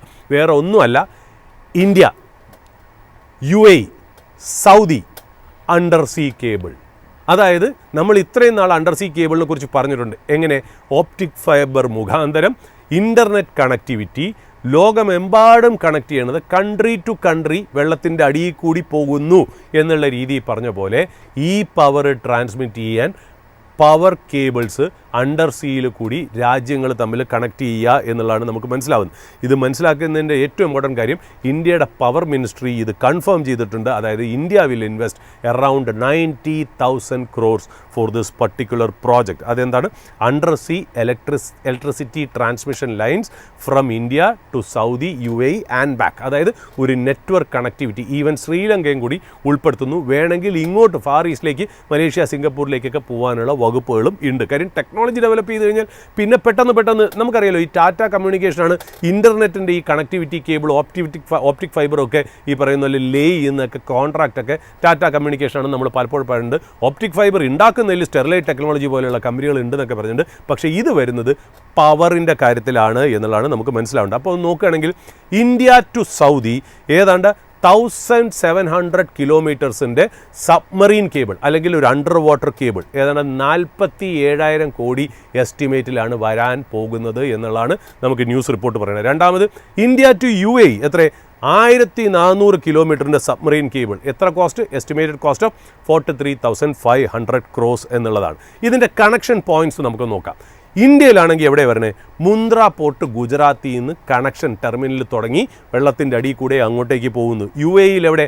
ഫ്യൂജീറയിലേക്കാണ് ഇത് ചെന്നെത്തുന്നത്. അല്ലാതെ ഒരു ഓൾട്ടർനേറ്റ് റൂട്ട് എന്ന് പറയുന്നത് 1200 കിലോമീറ്റർ ഒമാൻ വഴി പോകുന്ന ഒരു റൂട്ടും കൂടെ വേണമെങ്കിൽ UAE പ്ലാൻ ചെയ്യാം. അതുകൂടാതെ തന്നെ നമ്മൾ നോക്കുകയാണെങ്കിൽ ഇതിങ്ങനെ വെള്ളത്തിൽ ലേ ചെയ്ത് പോകുമ്പോൾ ഇതിന് ഡീപ്പസ്റ്റ് പോയിന്റ് എന്ന് പറഞ്ഞാൽ 35 കിലോമീറ്റേഴ്സ് അണ്ടർ വാട്ടർ ആയിരിക്കും ഇതിൻ്റെ ഡീപ്പസ്റ്റ് പോയിൻ്റായിട്ട് ഇത് കിടക്കുക എന്നൊക്കെയുള്ളതാണ് ഈ പ്രോജക്റ്റിൻ്റെ പ്രത്യേകതയായിട്ട് പറയുന്നത്. അപ്പോൾ UAE തന്നെ ഗ്രിഡ് കമ്പനി ഉണ്ട്. അതിനെ നമ്മൾ പറയുന്നത് അതിൻ്റെ പേരെന്ന് പറഞ്ഞാൽ എത്തിഹാദ് V എന്നാണ്, WE. അത് UAE തന്നെ ഗ്രിഡ് കമ്പനിയാണെന്നുള്ള. അവർ അടുത്ത കാലത്ത് കൺസൾട്ടൻസിനെ ഇൻവൈറ്റ് ചെയ്തിട്ട് ഒരു എക്കണോമിക് ഫീസിബിലിറ്റി സ്റ്റഡി അവർ ജാനുവരി 2026 ഇഷ്യൂ ചെയ്തിട്ടുണ്ട് എന്നുള്ള. ഇപ്പം നമുക്ക് കിട്ടുന്ന ഇൻഫർമേഷൻ ഇന്ത്യയും UAE തമ്മിൽ ഒരു MOU സൈൻ ചെയ്തു. എന്തിനാ? ഒരു ഗ്രിഡ് കണക്ടിവിറ്റിയുടെ ചാൻസസ് പ്രോജക്റ്റ് എക്സ്പ്ലോർ ചെയ്യാൻ വേണ്ടിയിട്ട് എന്നുള്ള. അതായത് ഇന്ത്യയുടെ തന്നെ നമ്മുടെ ലിസ്റ്റഡ് കമ്പനിയാണ്, PSU കമ്പനിയാണ്, പവർ ഗ്രിഡ് കോർപ്പറേഷനാണ് ഇത് കൺഫേം ചെയ്തേക്കണേ. അതായത് സൗദിയും UAE നമ്മൾ സൈൻ ചെയ്തിട്ടുണ്ട് എന്നുള്ള അവർ പറയുന്നു. ഫീസിബിലിറ്റി സ്റ്റഡി നടന്നുകൊണ്ടിരിക്കുകയാണ്. ഡീറ്റെയിൽ പ്രോജക്റ്റ് റിപ്പോർട്ട് അതായത് DPR എന്ന് പറയുന്നത് ഈ കൊല്ലം 2026-2027 തന്നെ വരും എന്നാണ് അവർ പറയുന്നത്. ഫൈനൽ ക്ലോഷർ വരുന്നത് 2028-29 ആണ്. കൺസ്ട്രക്ഷൻ ഏതാണ്ട് 2029 മുതൽ തുടങ്ങും. ഏതാണ്ട് 2032-35 കൂടി ഇത് കമ്മീഷൻ ചെയ്യും. അതായത് ഒരു പ്ലാൻ ഓഫ് ആക്ഷൻ പോലും അവർ പറഞ്ഞിട്ടുണ്ട്. അതായത് അത്ര അഡ്വാൻസ് ആയിട്ട് കാര്യങ്ങൾ പോയി എന്നുള്ളത് ഞാൻ നേരത്തെ പറഞ്ഞു. അത് കൂടാതെ തന്നെ ഇന്ത്യയും ശ്രീലങ്കയും തമ്മിലുള്ളൊരു അണ്ടർ സീ പവർ കേബിളിൻ്റെ കാര്യവും നമ്മൾ പറഞ്ഞു. അതായത് ഇന്ത്യയിൽ മധുര, തമിഴ്നാട്ടിൽ മധുരയെന്നും പിന്നെ അനുരാധപുരം എന്ന് പറഞ്ഞ് ശ്രീലങ്കയിലെ സ്ഥലമായിട്ടാണ് ഒന്ന് കണക്ട് ചെയ്യണേ. എനിക്ക് തോന്നുന്നു 285 കിലോമീറ്റർ ആണ് എന്നുള്ള. ഏതാണ്ട് ആ പാക് സ്ട്രൈറ്റും കൂടെ ഇൻക്ലൂഡ് ചെയ്താണ് അതിനകത്ത് ഇൻഫർമേഷൻ ഞാൻ വായിച്ചതെന്നുള്ള. ടോട്ടൽ പ്രോജക്റ്റ് കോസ്റ്റ് ഏതാണ്ട് 9,900 crores 10,000 കോടിക്ക് അടുപ്പിച്ചാണ് എന്നുള്ള. ഇതിനകത്ത് ഇംപ്ലിമെൻറ്റേഷൻ കമ്പനി ഏതായിരിക്കും? ശ്രീലങ്കയായിട്ടുള്ളതിൽ ഇന്ത്യയുടെ ഭാഗത്തു നിന്നും പവർ ഗ്രിഡ് കോർപ്പറേഷനും ശ്രീലങ്കയുടെ ഭാഗത്തു നിന്നും സിലോൺ ഇലക്ട്രിസിറ്റി ബോർഡും കൂടെ ചേർന്നായിരിക്കും ഇത് നടത്തുന്നതെന്നുള്ള. ഫേസ് 1 എന്താണ്? ഏതാണ്ട് 500 മെഗാവാട്ടിൻ്റെ പവർ ട്രാൻസ്ഫറാണ് ഇന്ത്യയും ശ്രീലങ്കയും നമ്മൾ പ്രതീക്ഷിക്കുന്നത് എന്നുള്ള. അപ്പോൾ ഈ ടോട്ടൽ പ്ലാൻ എന്ന് പറഞ്ഞാൽ നമ്മുടെ പ്രൈം മിനിസ്റ്റർ പറയുന്നത് 1 സൺ 1 വേൾഡ് 1 ഗ്രിഡ് എന്നുള്ള രീതിയിലേക്ക് വരണം. അതായത് ഇൻ്റർനാഷണൽ സോളാർ സോളാർ അലയൻസ്, കുറേ രാജ്യങ്ങൾ ചേർന്ന് ഒരു നെറ്റ്വർക്ക്, ഒരു അലയൻസ് ഉണ്ടാക്കുക എന്നുള്ള രീതിയിലേക്കാണ് പറയുന്നതെന്ന് പറയാം. അതായത് ഇലക്ട്രിസിറ്റി ഗ്രിഡ് എങ്ങനെ സോളാർ റിച്ച് കൺട്രിയിൽ നിന്നും ഈ ഡിമാൻഡ് സെൻറ്റേഴ്സ് ആയിട്ടുള്ള രാജ്യങ്ങളിലേക്കുള്ള ഒരു ട്രാൻസ്മിഷൻ, സോളാർ സർപ്ലസ് ആയിട്ടുള്ളവരിൽ നിന്നും ഇല്ലാത്തവരിലേക്ക് ട്രാൻസ്മിറ്റ് ചെയ്യുക എന്നുള്ള രീതിയിലേക്കാണ് ഇത് പോകുന്നത് എന്നുള്ള. അപ്പോൾ അതിനകത്ത് ഈസ്റ്റ് ഭാഗത്തേക്ക് ഇപ്പുറത്തെ സൈഡിൽ നമ്മളിപ്പം ഈ മിഡിൽ ഈസ്റ്റും ഗൾഫിൻ്റെ കാര്യമാണ് പറയുന്നത്. ഇപ്പുറത്തെ സ്ഥലത്താണെങ്കിൽ ഇന്ത്യ വഴി ഇന്ത്യയിൽ നിന്ന് ശ്രീലങ്ക, ശ്രീലങ്കയിൽ നിന്ന് സിംഗപ്പൂർ, സിംഗപ്പൂരിൽ നിന്നും മറ്റുള്ള സൗത്ത് ഈസ്റ്റ് ഏഷ്യ എന്നുള്ളത് മനസ്സിലാക്കണം. ഇപ്പുറത്തെ സൈഡിലേക്കാണെങ്കിൽ ഇന്ത്യ, ഈ പറയുന്ന പോലെ UAE, സൗദി, പിന്നെ മിഡിൽ ഈസ്റ്റ് വഴി യൂറോപ്പ്, അങ്ങനെയുള്ള രീതിയിലും പ്ലാൻ ചെയ്യുന്ന വലിയൊരു പ്രോജക്റ്റാണ്, വലിയൊരു ഓപ്പർച്യൂണിറ്റിയാണെന്നുള്ള. ഇത് വലിയൊരു ഡിഫറൻസ് ഉണ്ടാക്കും. കാര്യം ടൈം സോൺ ആണ് ഇതിൻ്റെ ഇമ്പോർട്ടൻറ്റ്. നമ്മളതിനെ പറയുന്നത് പീക്ക് ടൈം ഡൈവേഴ്സിറ്റി എന്നാണ്. അതായത് വേറൊരു സ്ഥലത്ത് പീക്ക് ടൈം ആയിരിക്കും, അവിടെ എക്സസ് വരുമ്പോൾ അതിനെ എങ്ങനെ ഇപ്പുറത്തോട്ട് കൊടുക്കാം എന്നുള്ളതാണ് ടെക്നോളജി എന്ന് പറയുന്നത്. എന്താണ് ഇതിൻ്റെ ഈ ട്രാൻസ്മിഷൻ പോസിബിൾ ആക്കുന്ന ടെക്നോളജി എന്നാണ് HDVC. അതാണ് important. High voltage direct current, അതാണ് അതിനകത്ത് important. High voltage direct current നമുക്ക് സാധാരണ അറിയാമല്ലോ, നോർമൽ ഹൗസ് ഹോൾഡിൽ ജനറേറ്റ് ചെയ്യുന്നത് ഓൾട്ടർനേറ്റിംഗ് കറണ്ടാണ്, AC എന്ന് പറയുന്നത്. പലരും ഫിസിക്സിലൊക്കെ പഠിച്ചാണ് AC എന്ന് പറയുന്നത്. ബട്ട് AC എന്ന് പറയുന്നത് ഈ ലോങ് ഡിസ്റ്റൻസിലേക്ക് പോകുമ്പോൾ AC loses too much energy, ഒരുപാട് എനർജി. ലോങ് ഡിസ്റ്റൻസ് ട്രാൻസ്മിഷന് ഈ എനർജി ഭയങ്കരമായിട്ട് ACക്ക് നഷ്ടപ്പെടും. അപ്പോൾ എന്ത് ചെയ്യും, സ്റ്റാർട്ടിംഗ് പോയിന്റിൽ നിന്ന് നമ്മൾ ഈ ACയെ DC ആയിട്ട് കൺവേർട്ട് ചെയ്യും. DC ആയിട്ട് കൺവേർട്ട് ചെയ്ത് ട്രാൻസ്മിറ്റ് ചെയ്യുമ്പോൾ എന്ത് പറ്റും, ട്രാൻസ്മിറ്റ് ചെയ്യുന്നത് നമ്മൾ ഹൈ വോൾട്ടേജിലാണ്. അപ്പോൾ അതുകൊണ്ട് ഈ എനർജി ലോസ് വളരെ കുറവാണെന്നുള്ള. അപ്പോൾ ACയെ DC ആയിട്ട് കൺവേർട്ട് ചെയ്ത് എനർജി ലോസ് മാക്സിമം കുറച്ച് ഹൈ വോൾട്ടേജിൽ ട്രാൻസ്മിറ്റ് ചെയ്ത് എൻ്റെ സ്ഥലത്ത് ഇതിനെ വീണ്ടും DCയെ AC ആക്കി കൺവേർട്ട് ചെയ്യും. അതിനെയാണ് നമ്മൾ HDVC എന്നുള്ള കാര്യം, ഹൈ വോൾട്ടേജ് ഡയറക്റ്റ് കണ്ടൻറ്റ് എന്ന് പറയുന്നത്. ഇത് ഞാൻ എന്തോന്ന് പറഞ്ഞു വെച്ചു എന്ന് മാത്രം. ഈ ഒരു പ്രോസസ്സ് അല്ലെങ്കിൽ ഈ ഒരു കാര്യം, ഈ പ്രോജക്റ്റ് ഇംപ്ലിമെൻറ്റ് ചെയ്ത് വന്നാൽ ഏതൊക്കെ കമ്പനിക്ക് ബെനിഫിറ്റ് ചെയ്യും എന്നുള്ളതാണ് നമ്മൾ ഇന്ന് സ്പോട്ട് ലൈറ്റിൽ കവർ ചെയ്യുന്നത്. ഒന്നെന്ന് പറയുന്നത് ഈ ട്രാൻസ്മിഷൻ ഓപ്പറേറ്ററാണ്. അതായത് ഈ സിസ്റ്റമൊക്കെ ഇൻ്റഗ്രേറ്റ് ചെയ്ത് ഈ പ്രോജക്റ്റ് കോർഡിനേറ്റ് ചെയ്യുന്ന ഒരു കൺസൾട്ടൻ്റ് അല്ലെങ്കിൽ നോഡൽ ഏജൻസി ആയിരിക്കും അതിൻ്റെ ഇമ്പോർട്ടൻ്റ് ആയിട്ടുള്ള ബെനിഫിഷ്യറി. അത് വേറൊന്നുമല്ല, ഗവൺമെൻറ് കമ്പനി തന്നെ ആയിരിക്കും. അത് മിക്കവാറും ഈ പറയുന്ന പോലെ പവർ ഗ്രിഡ് കോർപ്പറേഷൻ തന്നെ ആയിരിക്കും. ഡിവിഡൻഡ് പേയിങ് കമ്പനിയാണ്. വളരെ വലിയ രീതിയിൽ ഓർഡർ ബുക്കും ഗ്രോ ചെയ്യുന്നുണ്ടെന്നുള്ള ഒരു ബെനിഫിഷ്യറി. രണ്ടാമത് ഈ HDVC എന്ന് പറയുന്ന പ്രോജക്റ്റ് ഒരു EPC പ്രോജക്റ്റായിട്ട് എക്സിക്യൂട്ട് ചെയ്യണ്ടേ, അതിന് ചെയ്യാൻ കഴിവുള്ളത് L&Tയുടെ ഈ പവർ ട്രാൻസ്മിഷൻ ഡിവിഷനാണ് നല്ല രീതിയിൽ ചെയ്യാൻ പറ്റുക. അതായത് ഇവർക്ക് അത് ക്ലീനായിട്ട് എക്സിക്യൂട്ട് ചെയ്യാനുള്ള കേപ്പബിലിറ്റി അവർക്കുണ്ട് എന്നുള്ളത് L&T ഒരു ബെനിഫിഷ്യറിയായി മാറുന്നു. പിന്നെ HVDC സപ്ലയേഴ്സ്, അതായത് HVDC ടെക്നോളജിക്ക് വേണ്ടിയിട്ടുള്ള സപ്ലയേഴ്സ്, അതിലൊന്നെന്ന് പറയുന്നത് ഹിറ്റാച്ചി എനർജി ഇന്ത്യ. അവർ സപ്ലൈ ചെയ്യുന്ന HDVC converter stations, transformers, grid automation system ഒക്കെ ഈ Siemens energy beneficiary, Hitachi energy beneficiary ആണെന്നുള്ളത്. പിന്നെ BHEL എന്ന് പറഞ്ഞാൽ കൺസോർഷ്യം പാർട്ട്ണറാണ് ഹിറ്റാച്ചി ആയിട്ട്. അവർക്ക് ഈ HDVC ടെർമിനലൊക്കെ ഉണ്ടാക്കാൻ പറ്റും, അവരും ഒരു ബെനിഫിഷ്യറി ആണെന്നുള്ളത്. പിന്നെ അഡാനി എനർജി HDVC ടെർമിനൽ, അതായത് പ്രൈവറ്റ് ഡെവലപ്പറാണ്. ഏതാ HVDC ടെർമിനൽ ഉണ്ടാക്കുന്ന പ്രൈവറ്റ് ഡെവലപ്പറാണ് ഈ പറയുന്ന പോലെ അഡാനി എനർജി. മറ്റേത് BHEL ആണെങ്കിൽ ഇവിടെ അഡാനിയാണ്. ഇന്ത്യയിലെ ലാർജസ്റ്റ് പവർ ട്രാൻസ്മിഷൻ കമ്പനിയും കൂടെയാണ് അഡാനി എനർജി എന്ന് പറയുന്നത്. പിന്നെ സീമെൻസ് എനർജി, ഞാൻ പറഞ്ഞല്ലോ വോൾട്ടേജ് സോഴ്സ് കൺവെർട്ടർ, VSC എന്ന് പറയും, അതിൻ്റെയൊക്കെ സപ്ലയറാണ് ഈ സീമെൻസ് എനർജി. HVDC കൺട്രോളുകളുണ്ട്, കൺവെർട്ടർ സ്റ്റേഷൻ സപ്ലയറാണ്. ഇങ്ങനെ കുറേ സാധനങ്ങൾ സീമെൻസിനെ ഇമ്പോർട്ടൻ്റ് ആക്കുന്നു. പിന്നെ കേബിൾ കമ്പനീസ്, ഈ കേബിൾ കമ്പനീസാണ് ഇന്ത്യയുടെ ബോട്ടിൽ നെക്ക്. കാര്യം ഇന്ത്യക്ക് ഡയറക്റ്റ് പ്ലേ ഇതിനകത്ത് ഇല്ല എന്നുള്ള, അവിടെയാണ് ശരിക്കും പറഞ്ഞാൽ നമുക്കൊരു ബോട്ടിൽ നെക്കുള്ളത്. ഈ വാല്യൂ ചെയിനിൽ മിസ്സിങ്ങും അത് തന്നെയാണ് എന്നുള്ള. അതായത് ഈ കമ്പനികൾ എന്ന് പറഞ്ഞാൽ that controls technology, manufacturing, installation of complex cable system. ഈ കേബിളിങ്ങിൻ്റെ കാര്യത്തിലാണ് ഇന്ത്യ 2 സ്റ്റെപ്പ് പുറകിലോട്ട് നിൽക്കുന്നത് എന്നുള്ള. ഇത് കൂടുതലും വെർട്ടിക്കലി ഇൻ്റഗ്രേറ്റഡ് ആയിട്ടുള്ള യൂറോപ്യൻ ആൻഡ് ജാപ്പനീസ് കമ്പനികളാണ് കേബിളിൻ്റെ കാര്യത്തിൽ മുന്നിൽ നിൽക്കുന്നത്. ആ കമ്പനികൾ എന്ന് പറയുന്നത് ഡെൻമാർക്കിലെ NKT, Sumitomo Japan, Nexans France, Prysmian Italy, ഇവരൊക്കെയാണ് എന്നുള്ള. ബട്ട് ഇന്ത്യയൊക്കെ സംബന്ധിച്ച് വലിയ കേബിൾ പ്ലെയർ ഒന്നുമില്ല. ബട്ട് ഇവൻ തന്നെ ഒരുപാട് കമ്പനിയായിട്ട് JV ചെയ്ത് ഇന്ത്യൻ കമ്പനികൾ വരുന്നുണ്ട്. KEI industries, Polycab, Sterlite power, KEC international, Kalpataru പവറൊക്കെ, കൽപ്പത്താരു പ്രോജക്ട്സ് ഒക്കെ ഫോറിൻ MNC ആയിട്ട് ടൈപ്പ് ചെയ്ത് കേബിളിൻ്റെ കാര്യത്തിൽ ഇറങ്ങുന്നുണ്ടെന്നാണ് നമുക്ക് മനസ്സിലാകുന്നത്. പിന്നെ ട്രാൻസ്ഫോമർ കമ്പനീസ്, നമുക്കറിയാലോ ട്രാൻസ്ഫോമർ ഷോർട്ടേജ് എന്ന് പറയുന്നത് ഒരു സ്റ്റോറിയാണ്, ഒരു വെൽത്ത് ക്രിയേഷൻ സ്റ്റോറിയാണ്. അതായത് നമുക്കറിയാലോ 6 മാസമൊക്കെ ലീഡ് ടൈം, അതായത് 6 മാസമൊക്കെ ഉണ്ടായിരുന്ന സാധനം ഇപ്പോൾ 18 to 24 months എടുക്കുന്നു. അത്രമാത്രം ട്രാൻസ്ഫോമർ ഡിമാൻഡുണ്ട്. ഈ എയും പവർ ജനറേഷൻ്റെ ഒക്കെ കാര്യത്തിലും റിന്യൂവബിൾ എനർജിയുടെ കാര്യത്തിലും ഒക്കെ വന്നു. അപ്പം ട്രാൻസ്ഫോമറിൻ്റെ ഷോർട്ടേജ് ഒരു റിയൽ സ്റ്റോറിയാണ്. അവിടെ പ്രൈസിങ് പവറുള്ള ട്രാൻസ്ഫോമർ കമ്പനീസിന് ഭയങ്കരമായിട്ട് ബെനിഫിറ്റ് ചെയ്യും. കുറേ മാനുഫാക്ചർ എന്ന് വെച്ചാൽ ട്രാൻസ്ഫോമേഴ്സ് ആൻഡ് റെക്ടിഫയേഴ്സ് ഇന്ത്യ, ട്രിൽ, ABB India, GE Vernova, TED, CG power industrial solution, so on and so forth, ഇങ്ങനത്തെ കമ്പനികളാണ് അവിടെ വരുന്നത്. പിന്നെ റിന്യൂവബിൾ എനർജി ജനറേറ്റ് ചെയ്യുന്ന സോളാർ പവർ തന്നെ ജനറേറ്റ് ചെയ്യുന്ന കമ്പനീസ് അറിയാലോ, Adani green energy, NTPC green energy, JSW energy എന്നൊക്കെ പറയുന്നവരും ഇതിൽ ബെനിഫിഷ്യർ ആയിട്ട് വരാം. പിന്നെ last but not the least ഒരു ഇമ്പോർട്ടൻറ്റ് പോയിന്റ് ആയിട്ടുള്ള കാര്യം, ഈ ക്രോസ് ബോർഡർ ഇലക്ട്രിസിറ്റിയൊക്കെ നമ്മൾ ട്രാൻസ്മിറ്റ് ചെയ്ത് വരുമ്പോഴേ ഇതിന് നമ്മൾ സ്റ്റോക്ക് മാർക്കറ്റ് പോലെ ഒരു എക്സ്ചേഞ്ച് വേണം. അതായത് കുറേ പേര് പവർ പ്രൊഡ്യൂസ് ചെയ്യുന്നു, മേടിക്കാൻ കുറേ പേരുണ്ട്. അപ്പോൾ ഏത് റേറ്റിന് മേടിക്കും? ഓരോരുത്തർ റേറ്റ് കൂട്ടിയും ബയേഴ്സ് കൂട്ടിയും ഈ സെല്ലേഴ്സ് കൂട്ടിയും ഇതൊക്കെ നടത്താനായിട്ട് സ്റ്റോക്ക് മാർക്കറ്റ് പോലെ സ്റ്റോക്ക് എക്സ്ചേഞ്ച് പോലെ ഒരു എക്സ്ചേഞ്ച് വേണം. ആ എക്സ്ചേഞ്ചുകൾക്കും പവർ എക്സ്ചേഞ്ചുകൾക്കും വലിയ രീതിയിൽ ബെനിഫിറ്റ് ആണ്. ഇൻഫാക്ട് പേഴ്സണലി എൻ്റെ അടുത്ത് ചോദിക്കുകയാണെങ്കിൽ ഞാൻ ഏറ്റവും കൂടുതൽ ഇന്ത്യയിൽ വരാൻ പോകുന്നത് അടുത്ത ഒരു ടെക്നോളജി റെവല്യൂഷൻ എന്ന് പറയുന്ന എക്സ്ചേഞ്ചസ് ആയിരിക്കാം എന്ന് ഞാൻ വിശ്വസിക്കുന്നു. അതിൽ ഓപ്പറേറ്റ് ചെയ്യുന്ന company Indian energy exchange IEX ആണ്.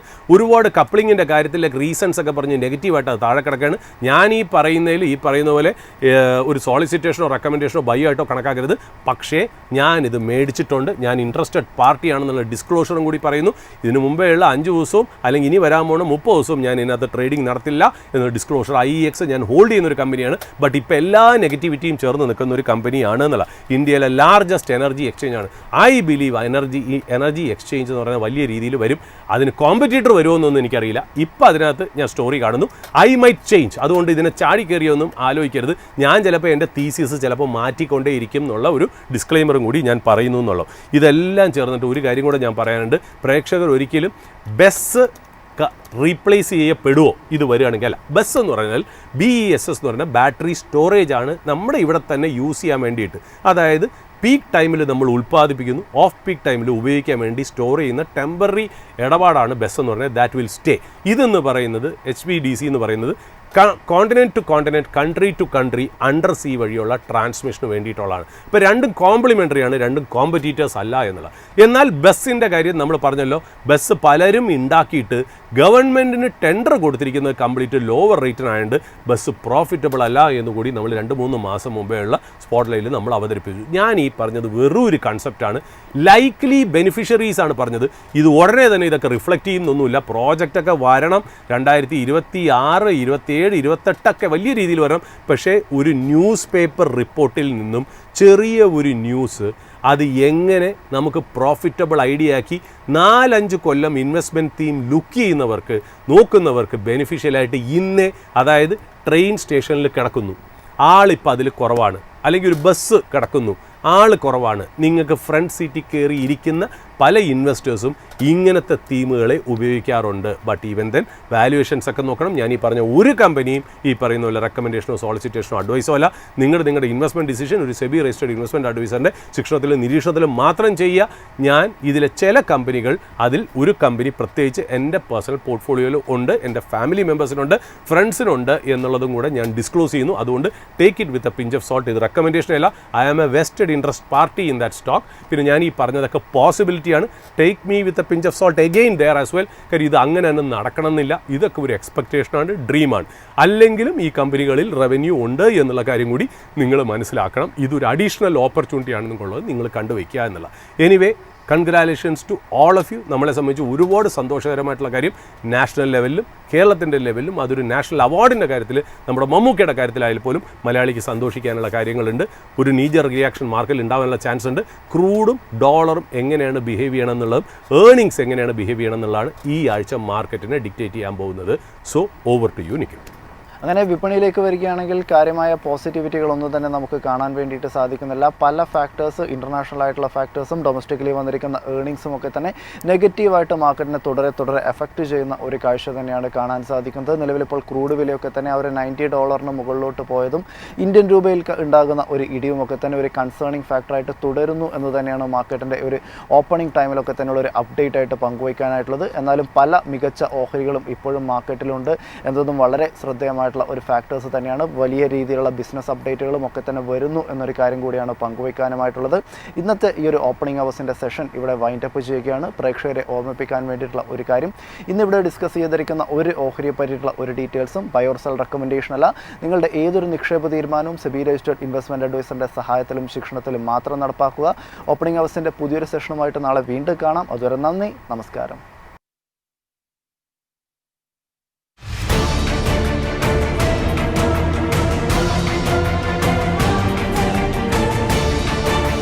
Opening Hours with MyFin. എളുപ്പത്തിൽ സമ്പാദ്യം വളർത്താം. ഇന്ന് തന്നെ മൈഫിൻ TV ആപ്പ് ഡൗൺലോഡ് ചെയ്യൂ.